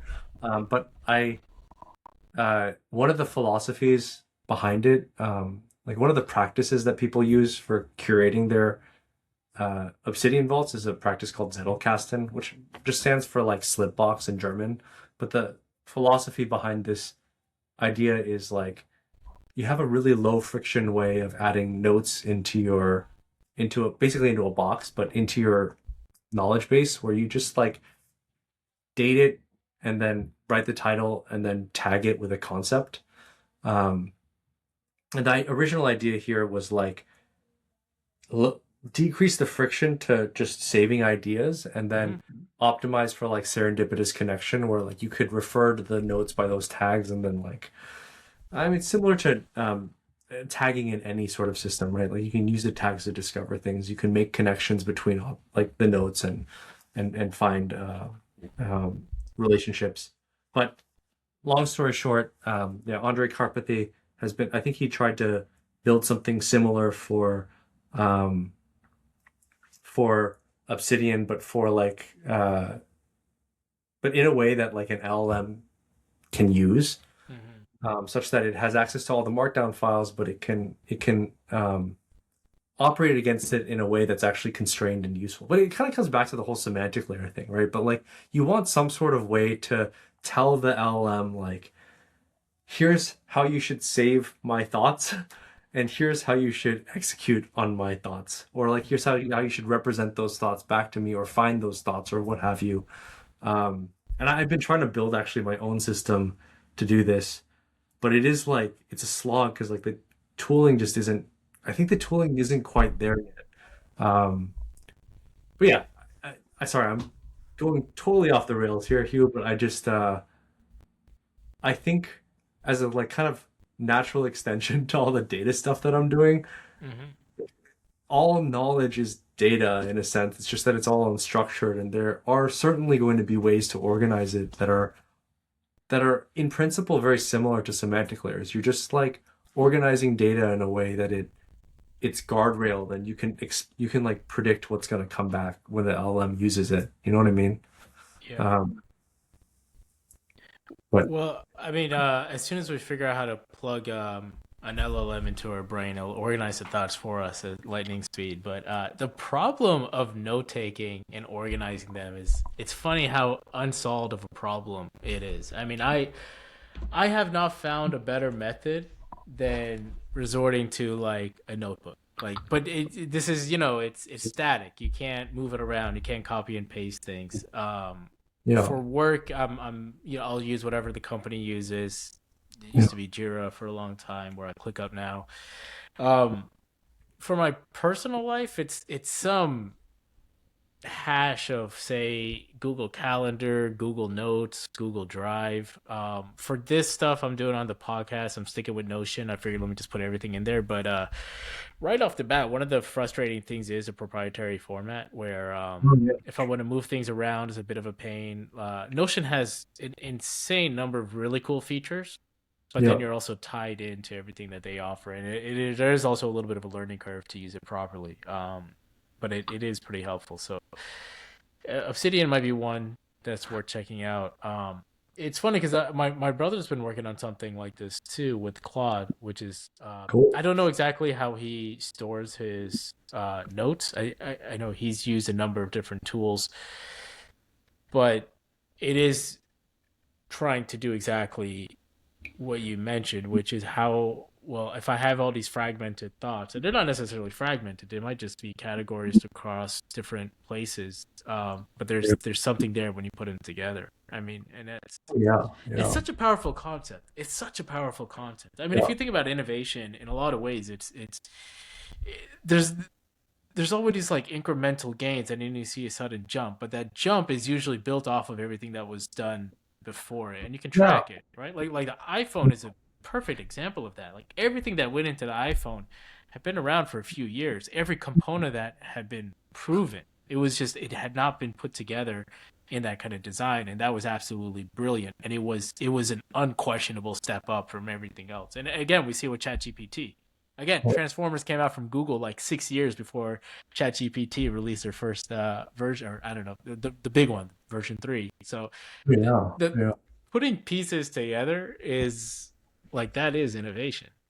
yeah. That's right. And I mean, I think I don't know, I've built something internally for us to use to like store all of our documents, like our strategy documents, our call notes, our thoughts, and stuff like that. And I think like I can't get around the fact that yeah, we're like all the components are there. Like this thing works pretty well. It's just very rough around the edges. But like, I mean, I fundamentally, I think it just comes down to like, sorry, I'm gonna just brainstorm about this even a little bit here, but like, I feel like the Obsidian world, the like Zettelkasten world, the like hand curated world was one where everybody optimized for reducing friction of writing it and organizing it because no one has the you like I don't know how many times you've done this, but like I've started so many note-taking systems where I'll like create a bunch of folders with a very specific structure and then I'll like eventually just drop all that and like end up in like Apple Notes with just a bunch of garbage notes everywhere. So Zettelkasten was like intended to be like the lowest amount of infrastructure that you need to just start at least save everything, right, in a structured way. But of course, like the LLM can handle that ingest pipeline way better now. Like it can structure all of your notes in a very specific format if you want it to, such that it can be machine readable, machine parsable, machine searchable, LLM searchable after the fact. So I feel like the question is just like, how should you be telling the LLM now to store notes, and then how should the LLM be figuring out how to access those notes? You know, like, and like we Yeah. ended up building a CLI tool that guardrails that. Like I just ended up like building a CLI to the guardrails that. So like all notes follow a certain pattern, and then when you search it, it just like searches the pattern. But I bet there's a honestly, I just want Claude to do this because it seems like what Yeah. they should do, right? Like, why don't all my notes live in Claude? I heard of this system, this new pro. I think this is the Johnny Ive product that's coming up. Mm-mm. If I remember this right, he teamed up with OpenAI, and they're working on like a buddy device or a friend device. I think the idea is that you wear a necklace or something, and this is sort of always on, and so you just. I mean, I'm gonna say Siri because that's sort of been around for a long Sure, time, sure, sure. but and that's also Johnny Ive legacy. But the idea would be, hey, you could just say, Siri, remind me I need to get milk from the grocery store, or like I need to get some more coffee, or Siri, I just had this brilliant idea of this new feature I want to add, or Siri, oh, there's this book. I'm looking for a book um, on mental mapping ideas. Help me out here. Find Yeah. a book for me, add it to my list, and then I'll buy it later when we research what's out there, right? And like, I mean, a lot of times, kind of what I've noticed lately as I've been putting this together is, I'll come across a person, an idea, or a book, and I'm like, oh, you know what? I really like to talk to that person on a podcast. I think it would be awesome if I get a chance to bring them on. No. Let me remind myself to make a note for that. And if I'm not at my computer at that moment in time with Notion ready to go, I'm gonna forget about it, and hopefully I remember about it again. So like just kind Yeah. of like storing these ideas and logging them. It's a bit of a pain, Oh especially if yeah. you're not at your computer, But yeah, I agree. I mean, well, I forgot his name. The guy who did OpenClaw, Peter something. Mm-hmm. Sadovnik or something. All right. Anyway, yeah, I mean, his whole thing with OpenClaw, I think he did the WhatsApp integration where it's like, okay, you have a single point of entry or multiple point of entries, but it's with a tool that most people have with them, and so it's just that WhatsApp tool, and then that registers in Cloud Code, and then Cloud Code does whatever magic it wants to do storage. Yeah, that's right. Yeah, that's right. And that's like kind of the beauty of open Steinberger. Stein? No, Stein. Sounds right. German guy, right? Yeah. Steinberger sounds German, so I would say yes. I can't remember. Yeah, but I'm sorry if I'm totally wrong. Also, I just remembered Henri Carpathy as well. That I should name him as a co-founder of OpenAI, even though like I just associate him with a researcher. Anyways, I'm getting all over the place, but yeah, I'm gonna butcher all of these names. But yeah, OpenClaw was like that was the beauty of it, right? It was it's just like that's what you want, right? You want like massively low friction to being able to just tell something like, hey, save this thing in a very specific way. I mean, the beauty of OpenClaw is that like it handles that. It's just that it does it in such a like inefficient way. You know what I mean? Like it'll do it where it opens up a tool's API and then like saves it into that. But really, Hugh, what I want is like I just want like I want a GitHub repo where all this stuff is stored and then the LLM just knows how to interact with it. So that way, like, I don't want to.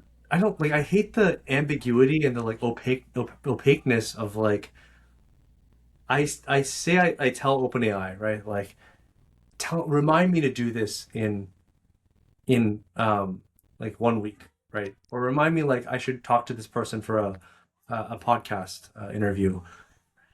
Where does that even go? Like I don't know where it goes. Like if OpenAI just saves it as a memory or something, like there's no guarantee that I don't have any feedback as to whether this actually comes back in any. And maybe it's okay if it just uses all these different tools, but if you have 10 different, 20 different tools that like are stitched together by OpenAI or OpenClaw, and you're just kind of trusting that those are all working correctly and the notifications are going to come back to you, I don't want that either. Like I just want like a central place where where like it's like the system of record for all of your life. Like your thoughts can go to a specific place, your tasks can go to a specific place, your I don't know, your appointments can go to a specific place. And like it just like keeps all that in like plain text. Like you just have a plain text rendered calendar, you have a plain text rendered task list. And it just like knows like this is where everything lives. Um, but I don't know. I guess I maybe I've been staring at the semantic layer too long, but I want a semantic layer for all tools. Well, I think this is part of the friction of entering a new idea, right? Yeah. If you want to add to your repository of data, you could just toss it in there with like Google Notes or Apple Notes or whatever. Uh, but if you want to get all that organizational payoff, then it's like it's the cognitive load of saying, okay, I've got this idea in my memory. I got to hold on to it while at the same time thinking about how do I organize it. So you've got sort of two competing compute processes in your head, and you have Yeah. to hold that in. And by the time you're like, okay, I know how I want to categorize it, that idea you have to just Exactly. like disappear. It's like ephemeral, you Exactly. know?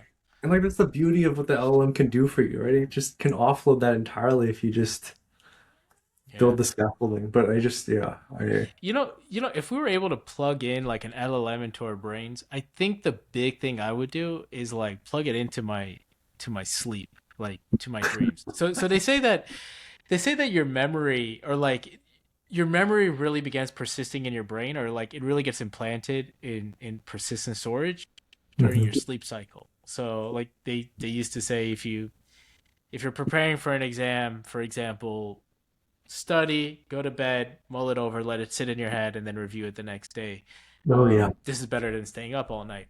You know, I don't know how true that is, but that's the theory. And if that's the case, if we could plug an LLM into when we're sleeping, that's probably when we're gonna get like, okay, this is the storage implementation. This is like when your memories are actually gonna get stored and will still be around in in a few days, in a few years.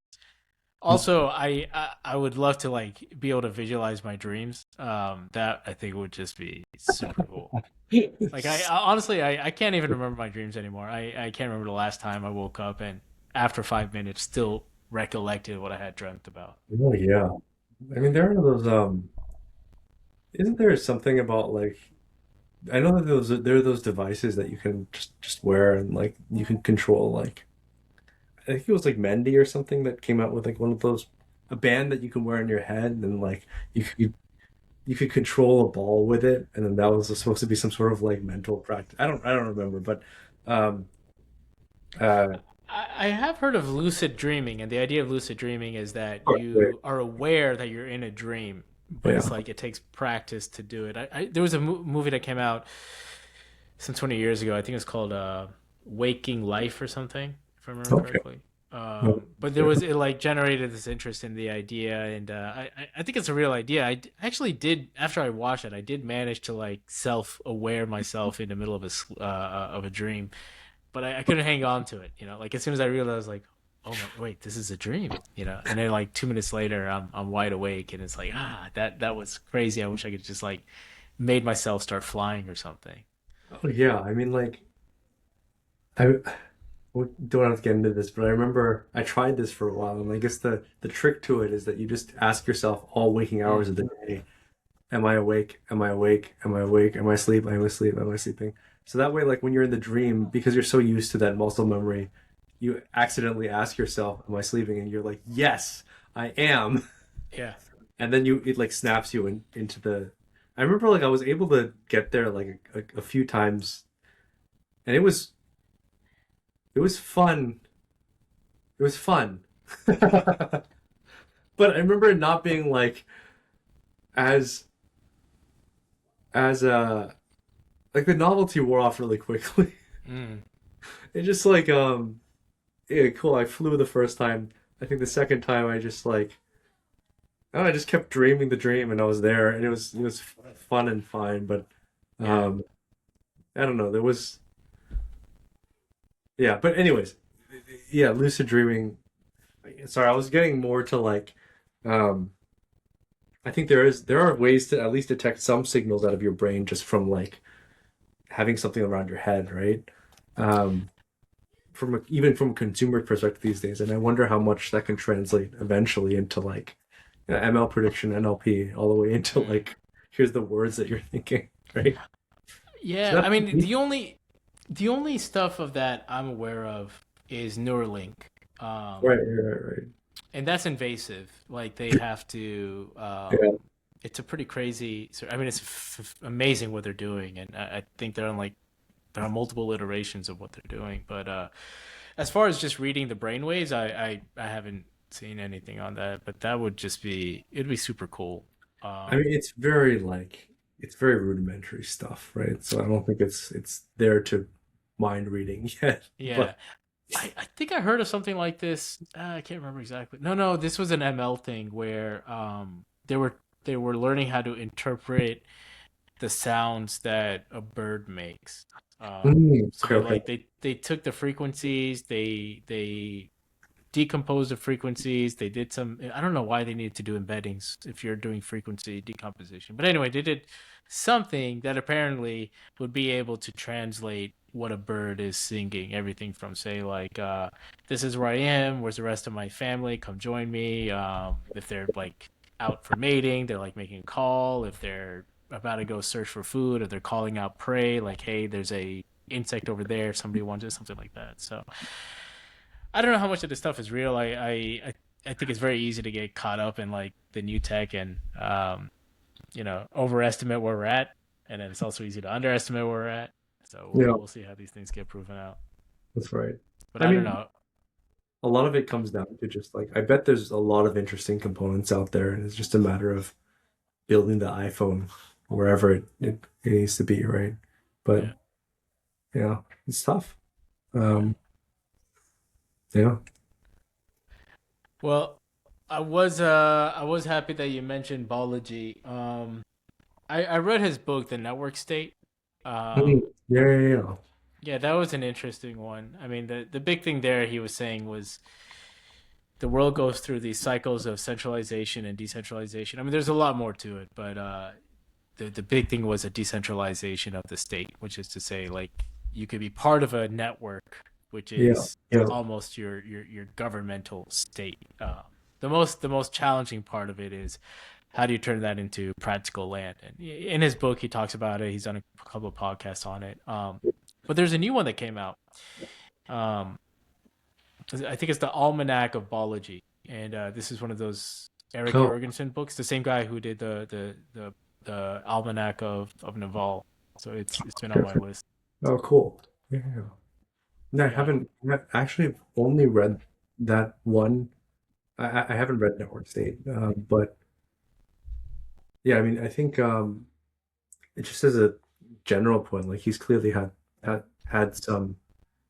Uh, he's thought very carefully about the patterns and company building and the dynamics that are involved there. Uh, but yeah, well, I mean, what was interesting about Network State? Anything cool? yeah. I mean, a lot of it came out of like he's a big crypto guy, and that's part of the philosophy of decentralizing, like removing power from say any sort of centralized source, having it spread out, having it more transparent and controlled. No. I thought the ideas were interesting, um,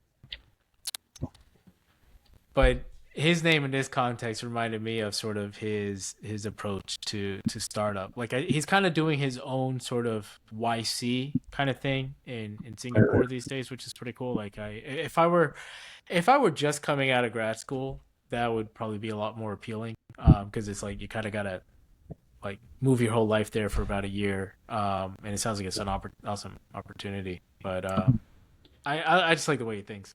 I like the way he thinks. I want to pick up his next book and see what kind of ideas are out there to Man, build. I mean, I feel like the many of the complexities in the world are understood well. Like much of the variance can be described with a really good metaphor or like just a very good mental model for how it works. And I feel like he's a master in coming up with those. Yeah, At least from what I've read or you know seen. and his wordplay is top notch. Oh yeah, I mean this Yeah, is yeah, definitely. he can outpun anyone in the Wild West. Oh yeah, I mean this is why likely why he's had so much success on Twitter, right? Yeah. But Twitter is his own beast. I discovered audiobooks about 6 months ago. I was very late to this, but it has just phenomenally sped up my reading speed. I mean, like I'm a slow reader as it is. Even with an audiobook, I have to like keep rewinding to listen to it. oh yeah, me But too. it's been so helpful in like actually knocking out my reading list. Like I think I hit 300 books. I know I'm not gonna get through them. But it's helped me so much to actually like make progress on them. Oh wow, that's great. I do miss actually holding a physical book with a cup of coffee, especially like on those cold days. But the audiobook has been a cheat code to consuming this stuff. Oh yeah, I mean back when I was at Airbnb, I used to commute like an hour, sometimes an hour and a half each way, just because traffic in the Bay Area before COVID was horrendous. Um, yeah, I would just listen to audiobooks the whole time. I mean, yeah, there's something very efficient about the format. Like I find that I can maintain like a loose level of focus on the content that I'm ingesting far better than when I'm just directly reading it. There's some level of like my attention wears out after like 4 pages when I'm reading a book, but my attention can kind of like stay loose for like an hour against like a either a podcast or like a an audiobook. But I haven't done it recently. I think I now I just talk to LLMs. It's really sad. I tried that, but the problem was I forgot what book I was reading, but it Oh, wouldn't give me any more information in chapter one. And so I tried breaking down my prompts to be very specific and say, okay, summarize chapter two of this oh, I book see, I see, I see, I and see. only chapter two. And I pretty much got the same thing. And I was like, okay, summarize chapter three and only chapter three. Yeah. And again, it didn't do it. So I was like, okay, well, I guess I had to suffer through this book. Oh yeah. I mean, this Yeah. is yeah. You're reading like new books, right? Well, uh, I would say, well, this is kind of what I do. If it's a fiction book, it's gonna be older. Like Yeah. if it's a Okay. fiction book, it's probably 50 years old or older. Otherwise it's gonna be nonfiction, and it'll be I don't know within the last 10 years typically.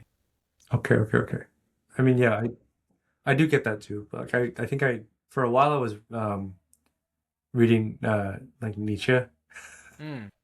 and for that like I would just talk to the AI about like specific chapters, and it was actually like reasonably good at like picking out like, but it's like I was reading like Thus Spoke Zarathustra, right, which is just like it's like a canonical book. Like it's probably the LM's probably trained on it in many iterations at this point. So it was quite quite good at parsing that out. But yeah, I definitely have encountered that where it's like you ask about a very specific passage or even a specific quote from a book. Like I've asked it about Steinbeck quotes that are just not published on the internet. Like just Mm. reading like East of Eden, and it will be like, can you tell me more about what the context is? And I'm like, seriously, like this, you should know what this is, but I guess you don't. That's is that the one with the two brothers growing up in California? Yeah. They Okay, like okay, I read yeah, that one. candy. I haven't read Grapes of Wrath, and I mean, Oh Of Mice yeah. and Men I read when I was a kid. I loved Of Mice and Men. I would Oh say yeah. I think that some of the like for the longest time growing up, I hated books. I just hated reading. But there's a Yeah. couple of books that I distinctly remember. One is the Odyssey. Like that was probably the first book that I read end to end, and I was like, "This is if this is what reading is, what have I been missing out on in my life?" You Yeah. know. Yeah. Of Mice and Men was really good too. That was a short one I remember. Yeah. Oh yeah. I mean, yeah, it's been a while. I mean, I read it back in school too, but I absolutely love that book as well. Yeah. I you know Underline. you got me to read Catcher in the Rye for the second time, and Oh, I nice. Wait, did yeah I bring that around at Wayfair? you did you had it on your desk, and I was like, oh, Catcher in the Rye, and at this point I It's still here, the same copy. all right, cool, yeah. Yeah. Um, at this point, I thought you got pulled in something. No. Yeah. So at this point, I knew you well enough to trust you, but also I read Catcher in the Rye in high school, and I hated it. Yeah. I hated it. I Oh hated yeah. the kid. I think Calden Golden Caulfield or something like Caulfield. Yeah. Yeah. Caulfield, and Yep. I hate it. I was like, this guy's he's a little brat, man. You know, he's annoying. He just contradicts himself. He doesn't stand for anything. Yeah. I despised it. I despised the story. I despised him. But you read it, and I was like, huh, there might be something there. Oh man, you I So didn't. I gave it a second read. Yeah. You had the physical copy. I borrowed it from you. And I got to tell you, it's like probably one of my favorite books now. Really? I don't know. I think the second time around, I saw it for a completely different thing. Like the kid Yeah. obviously had some problems. Like Yeah. his narrative, you could rely on it, but not completely. Yeah. But he had soul, man. He had soul. He had heart. You know, and like it. Okay, it actually reminds me of this movie, and I remember like as I was watching this movie. Have you seen Scent of a Woman? It's Al Yeah. Pacino movie. Okay, so Al Pacino's like this old war veteran, Yeah. um, and there's a kid who goes to like an expensive boarding school, Yeah. but the kid he's like in the boarding school. A lot of people come from money, and they all have like a certain quality of life that the main No. character doesn't have, and Yep. he's kind of like treated as an outsider. But anyway, there are some events that bring him and the old war vet together, Okay. um and you can see like there's just a story between these two, and it's like to me their combination is Holden Caulfield, and like they're like nothing really happens in the story. It's like a very Yeah. it's like Yeah. the whole story happens over three days, and they're both in around New York, right? So Yeah. that's Okay. probably why I put them together. Yeah. um but it's like, oh no, this is actually a very multi-dimensional kid, which is actually a lot more realistic, right? Like people are Oh quite yeah. multi-dimensional, people are quite contradictory. So when I was a little Yeah. snot-nosed high schooler, I was just like, forget this brat, you know, he has no idea what he's doing. And now it's like, oh yeah, he Holden Caulfield is all of us. We all have our warts, you know. Just Caulfield is quite open about it. So, Oh yeah. I mean, um, it's weird because Hugh, and I think this points to like our differences in personality. Like I when I first read the book, for whatever reason, I revered him. I just felt like, oh, he's yeah, doing whatever he wants. He's like fighting against the system. He's labeling hypocrisy. I remember he says like phony a million times, right? yeah. Like this, and I remember But he was a phony, Robert. He was a phony. I know that was the point, but at the same time, I was just like, I was like, that's like that's all we got, man. Like that's the best I can be. Like something about it. I know like he went through all these like emotional struggles that made it very. But at the time, like as a kid, I was just like, it's just very resonant with me. Like I feel like this is what I in some sense like I could see so much of like extrapolate so much of what I was right to him, and it's very different from like how you initially perceived it. But obviously eventually like I viewed it as like, yeah, he had a lot of problems. I've been in the same way. I'm like, yeah, I had a lot of problems, right? Like everyone has a lot of problems. We have all of this. We have an ideal of what we're trying to achieve, and sometimes it's impossible to achieve it simply because the hornet's nest of what you have to deal with to try to get there is just like stinging you in the face at every turn, right? Like, Yeah. and that there's like a I think I what I intuited as a kid was like there's something to this. There's something to this that I don't yet understand that has some that like really comments on something intrinsic about human nature and like the struggle that we're in right now. I Yeah. think I can articulate that much better now, but like back then it just like I don't know, something was like calling to me. I'm like, I don't know, man, like is this me? Yeah. Am I this weird? Like Yeah.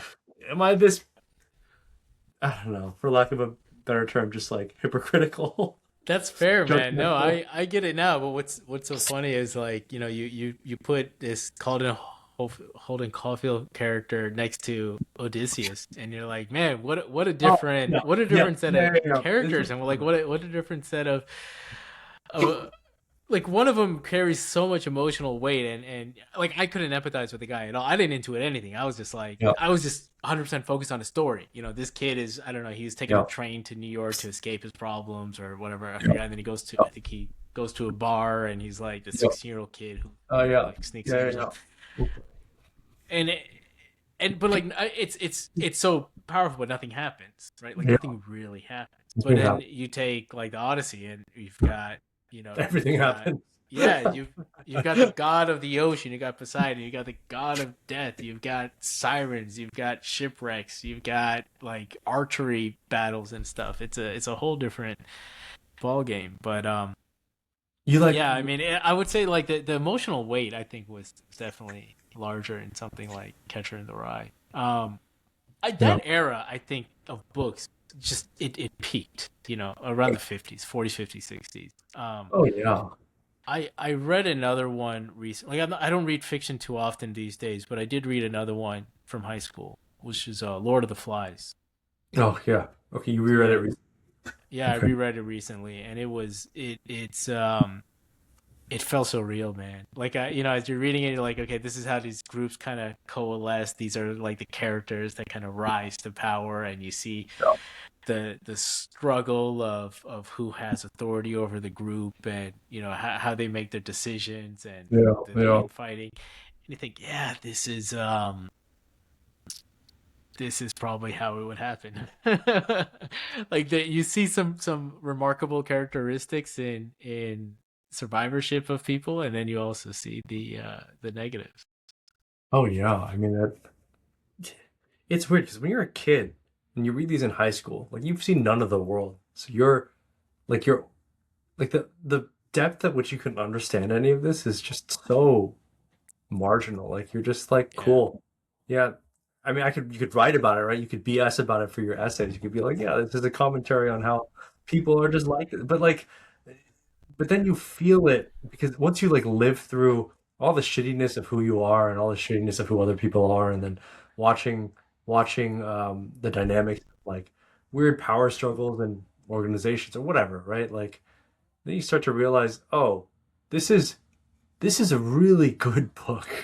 Like, this is really pointing to something so deeply flawed about us that I see every day. Like, oh my yeah. God.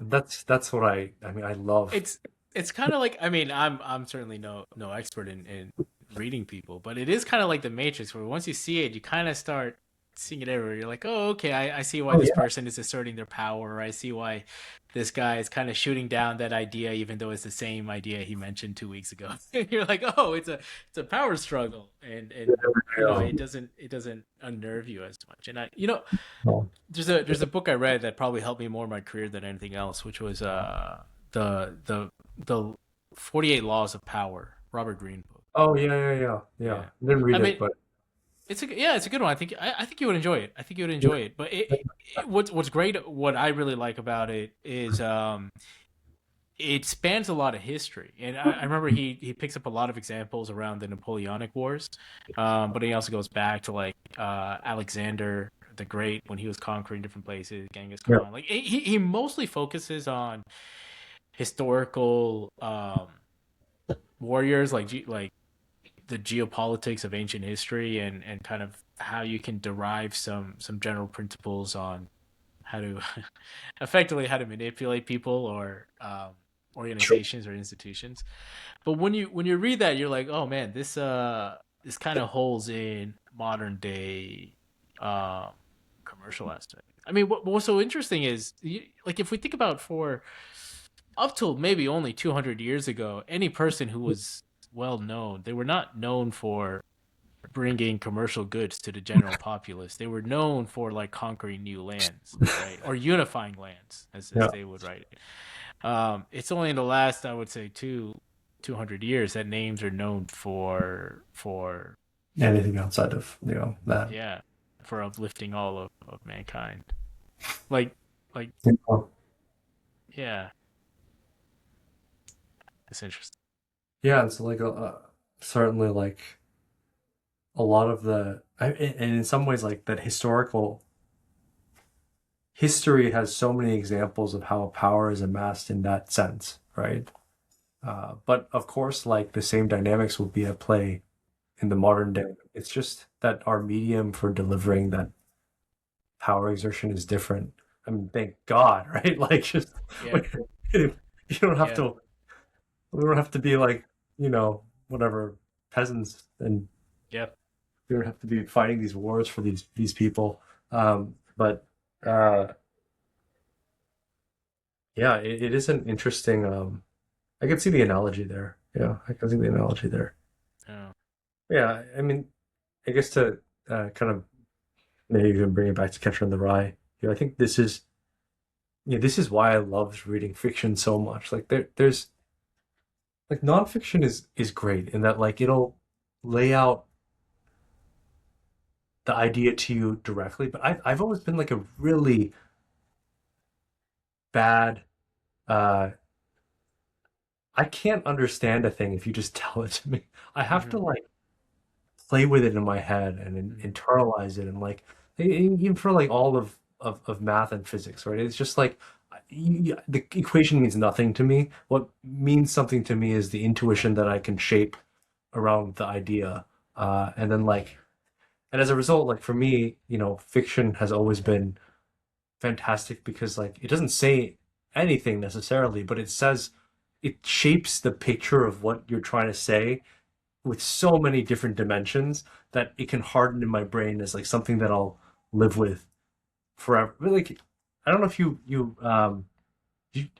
I was really into Brothers Karamazov when we last like hung out. But Dostoevsky.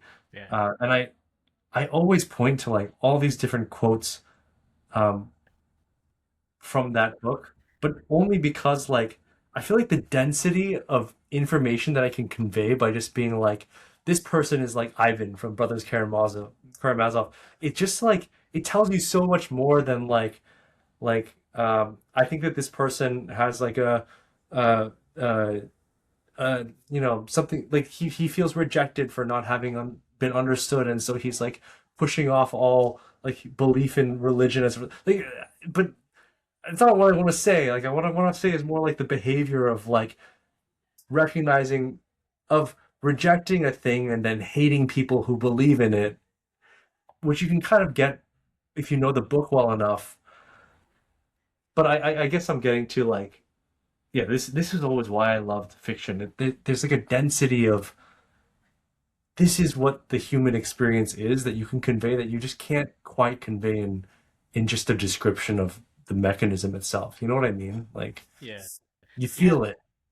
I, Um, I mean, a writer like that, those are like psychologists, not as philosophers.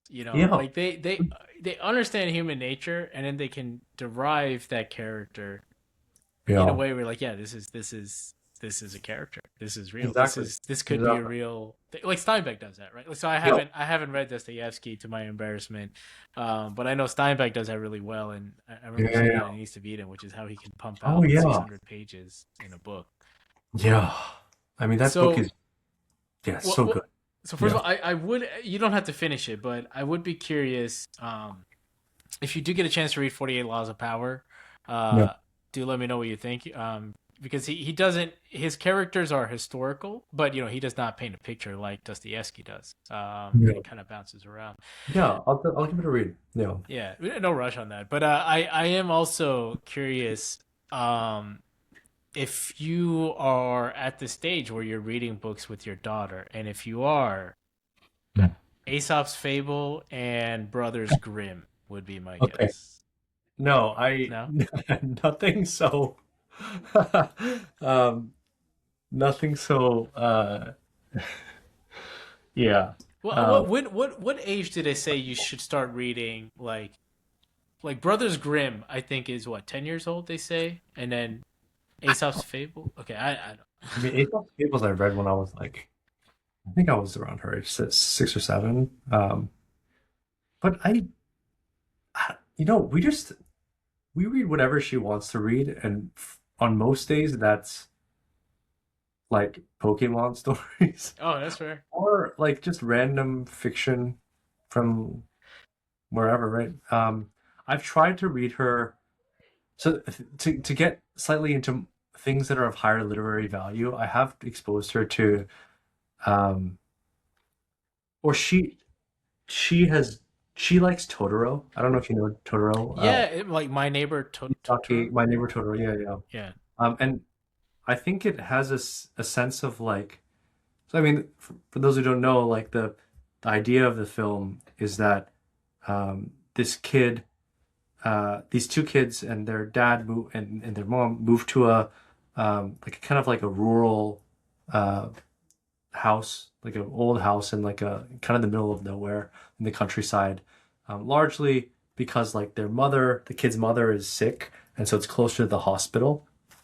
Um, and there are these like magical legendary creatures called Totoro that are in this world but only appear to kids, and like so the kids will go on these adventures with these like big giant fluffy things and like chase them around, and they'll fly them around and grow trees with them and stuff. It's this whole nothing really happens, right? It's just like a fun little kid story, but it's also like happening against the backdrop of their mother having like tuberculosis and it being a yeah. very difficult time for them as a family. And so they go through like these small little pieces of hardship throughout the story, but um, that like, and I'm bringing this up, and I've shared, my daughter liked it because the movie was fun, but at the same time, like, she really, I don't, she's at a age where I think she can grasp like sometimes things are hard, but sometimes they can still be fun. And like, she was 4 at the time when we were watching this, and I think even just like that concept is so difficult to internalize that like I think it's a great story for kids. And so she's reading a book about it now because like there's a novel port of the movie, but Mm. I think like I don't know, I remember reading like Aesop's Fables as a kid, and I was like, I don't know what to do with this. Like most of this, I don't know like I see the moral, but like it's not internalized for me. Like, yeah, okay, that like lion ate the mouse or whatever, right? Like I'm like, okay, great. But I think what I do really like about what the few things where, I feel like she really is getting some like deeper meaning. It's like I think she gets like it's where ones where she gets really invested in the characters. She watches it and she's just feeling the feelings that they're feeling, right? Like she's Yeah, like, isn't that sad? Like that their mom is sick. And I'm like, she'll ask me something like that, and I'll be like, yeah, it's sad. yeah, But see how they're having they're having some they're still able to have some moments of joy. And just like knowing that and like knowing that life isn't just like, not to not shoot down Disney, but like where in Disney it's just like yeah, it's a bad guy and you just you go beat him up and then you win, right? yeah, Like there is nuance to how like life is. And I think yeah. just recognizing that has been No, like the most I've been able to really like get her to think about this stuff. But yeah. Well, yeah, that's fair. I mean, I did watch Beauty and the Beast again, and I couldn't help but think like, no, the Beast really is a kind of a bad guy. Like Gaston is in the right here, Like when you I don't see how Gaston is wrong. So I think Disney got that one mixed up. But it's hard to the nuance is really hard to find there, if it even exists, right? Like, Yeah, but okay. I get your point. I mean, this is like, I think this is what makes Miyazaki so special. Mhm. The Oh first yeah. one I saw was Spirited Away, and it was kind of similar, where it was Yeah. like the backdrop of World War II. Yeah. But Totally agree. yeah, I mean that's like a it's a story that stands the test of time because there's something Oh yeah. more to it than just like a 2 hour getaway from life. It's not it's like there's entertainment factor that's really high, Yeah. but it's not just blanking out on the world for 2 hours. There's Yeah. something you take away from it, and it's something you feel. I mean, I remember one of the movies that I saw as a kid that really left a mark on me, and I could rarely really even watch it again. Was Lion King. I mean that Oh scene yeah. of Oh yeah. with Oh my God. Yeah. yeah Mufasa and Mufasa, yeah, Scar. Mufasa, and what's Yeah. Simba's dad name? Scar. Scar was the. Scar. Oh, He's, Scar or Mufasa. Yeah, that's what it was. Yeah, like I couldn't like I saw that scene once, and whenever I watched The Lion King again, I would fast forward through it. I couldn't oh take that yeah. scene, but it was like it was so hard hitting. But Yeah. to this Oh day, yeah. like that movie stands the test of time. It's still Oh it's yeah. still Oh yeah. considered quite a great. It's still shown around. It's great. It's a great Yeah, movie. and Yeah. yeah, I think it just when it picks up some form of reality in a way that's like digestible and it's still fun. I mean, you got Hakuna Matata in there, you know. Yeah. It can really balance out the difficulty with with the good. Oh yeah. I mean, that was yeah, that was an exceptional. I mean, like, yeah, these and this is what you want, right? You don't want just like. I mean, okay, at least this is what I want to try to expose my daughter to. You don't. But at the same time, right? Like she watches a lot of Pokemon, and Pokemon is just fluff. For Yeah, the most part, like there's some good lessons in there, right? Like just like diligence and hard work and never giving up. yeah, Um, but yeah, I think there's a time for both, right? Like sometimes you just want like some garbage TV yeah, to end yeah, the yeah. day, you know? There's nothing wrong with fluff as long as it's not your full diet. There's nothing wrong with fluff. Exactly, exactly. Yeah. Yeah, sometimes you want that. Sometimes you want True Detective. Remember, we used to get into that. Oh yeah. Oh man, the first season. That was something, man. I did end up watching that again too, and I was like, yeah, this is just as it was better. It was one of those like there's Yeah, very few things that are better the second time around. True Detective was one of them. And it's like you hear the Matthew McConaughey character talk and you're like I mean, the first time around I thought he was like making these very deep points and the second time around well, I guess this was through my nihilism phase where yeah, he's as nihilistic as it gets. The second time around, I was like, this is kind of sad, but it's still amazing. Like it's yeah. still Oh phenomenally yeah, well done. Yeah, yeah. that's And it. like, Yeah, it was such a great. I had the same. I mean, I think that's like the intent, right? Like the ideas were so like the the nihilist Nietzsche idea. Like it was all the things that Matthew McConaughey, like Rustin Cole said in monologue.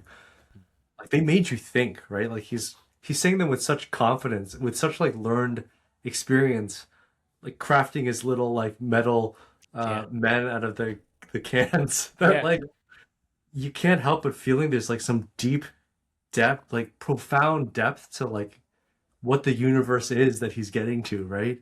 And then you watch it again and you realize like the depth is there, but it's mostly just pain. yeah. It's I just watching him manifest them, and it's so there's so many layers, Hugh. Like yeah. it was just such a It's great, yeah, Yeah, what you're watching is destruction. You're watching someone who's really given up, but like for that period in his well, this was the crazy thing, right? When you watch it the second time, you really see it. This was the highlight of his life, of yeah. Cole's life. Rusty, what was Yeah. it Rusty Cole's? Rustin Cole, I think Rustin Okay. Cole, yeah. Yeah, this was it. This like I guess it was 1 year they were doing that work, or maybe 6 months. But after that, right, his whole life just kind of fell off. I think he ended up just kind of working dead end jobs, and he Yeah. didn't really have anything going for himself. Just there Yeah. was there was no upside to the next whatever 20 years to his life or whatever. Oh And then when he yeah. comes back, it's like he's still meditating on that 6 months of his life because he like even though he found meaning in those 6 months, he didn't have anything to keep him grounded when he got kicked off the case. So it was, and you see that the second time around, you're like, oh, this guy actually doesn't have it figured out. You know, he's given up, but he has extraordinary abilities in what he does, and that's very commendable. But he has nothing to ground himself on beyond that. You know, so Yeah, that's right.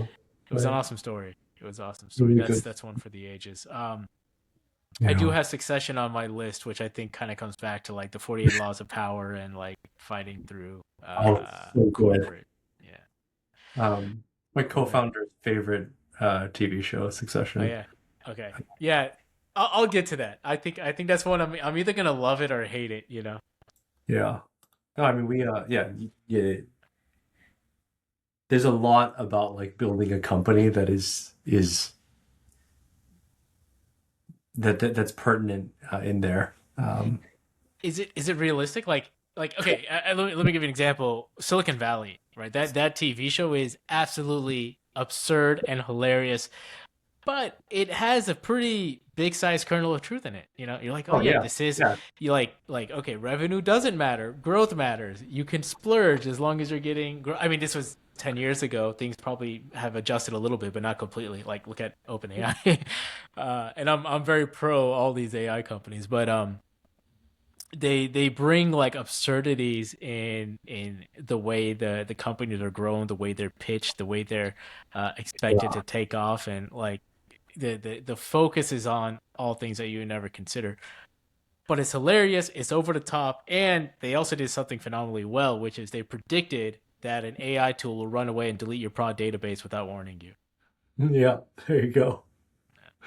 Oh God, what was Guilfoyle's like AI name? I forget.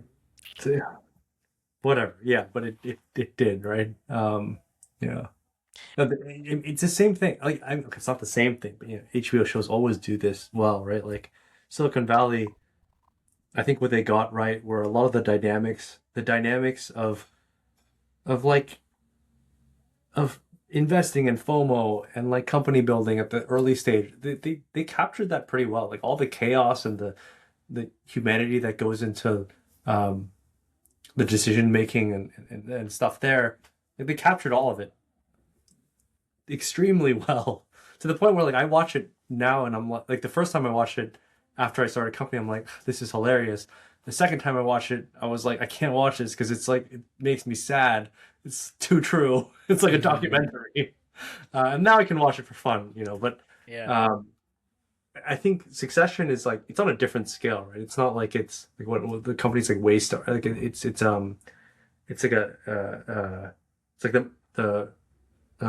like the Murdoch family, like kind of mirror, right? But uh, I think like it's similar in the regard that like it does have so many kernels of truth, and I can't speak to it that much, but I have seen enough of like the dynamics of like bigger companies and how they make decisions or how like massive decisions are made like around acquisitions or mergers or like um choosing executives or things like that, right? Like it does correctly in some sense capture the dynamics not of like early stage startup building but like the dynamics of like nepotism and human power and like and or like power in corporate America and like the dynamics of the decision making around that. I think it does it pretty well, to the point where like my co-founder and I have we went through the whole like the whole acquisition process with our last company, and with that we talked to a lot of executives, we talked to a lot of uh, investors, we talked to like an insane number of people that are far beyond our pay grade in a sense, um, and we kept pointing to things and being like, this reminds me of like this scene with like Tom Wamgans in Succession where um, I don't know, like he's trying to land grab to the bottom of the top or whatever he was saying, but it all it's obviously like it's like dark comedy and it's satirical in many ways, but it certainly points to something that it's true. It's just not so blatantly portrayed or talked about, right? I Uh-huh. think that's why, like, I'm not doing it justice. Like, I'm just kind of like, I'm trying to paint the image in my head and convey that in words, but like, I think I get yeah, you. It's like there's a decision, but along with the decision comes a lot of little implications. of Like course, for yeah, yeah, example, if you're if you're a product person and you're reporting to your boss and he's got like three other product people, and then there's a question of which product is the company going to focus on. If it's your pitch, there's this underlying sort of aura that comes along with it, which is because you pitched the idea, you're gonna get an increase in authority in that company, right? Like something oh very yeah, small like that. But I imagine there's more and more layers to this. yeah, Or that's exactly it. Just imagine on a slightly bigger scale because it's like people, yeah, trying to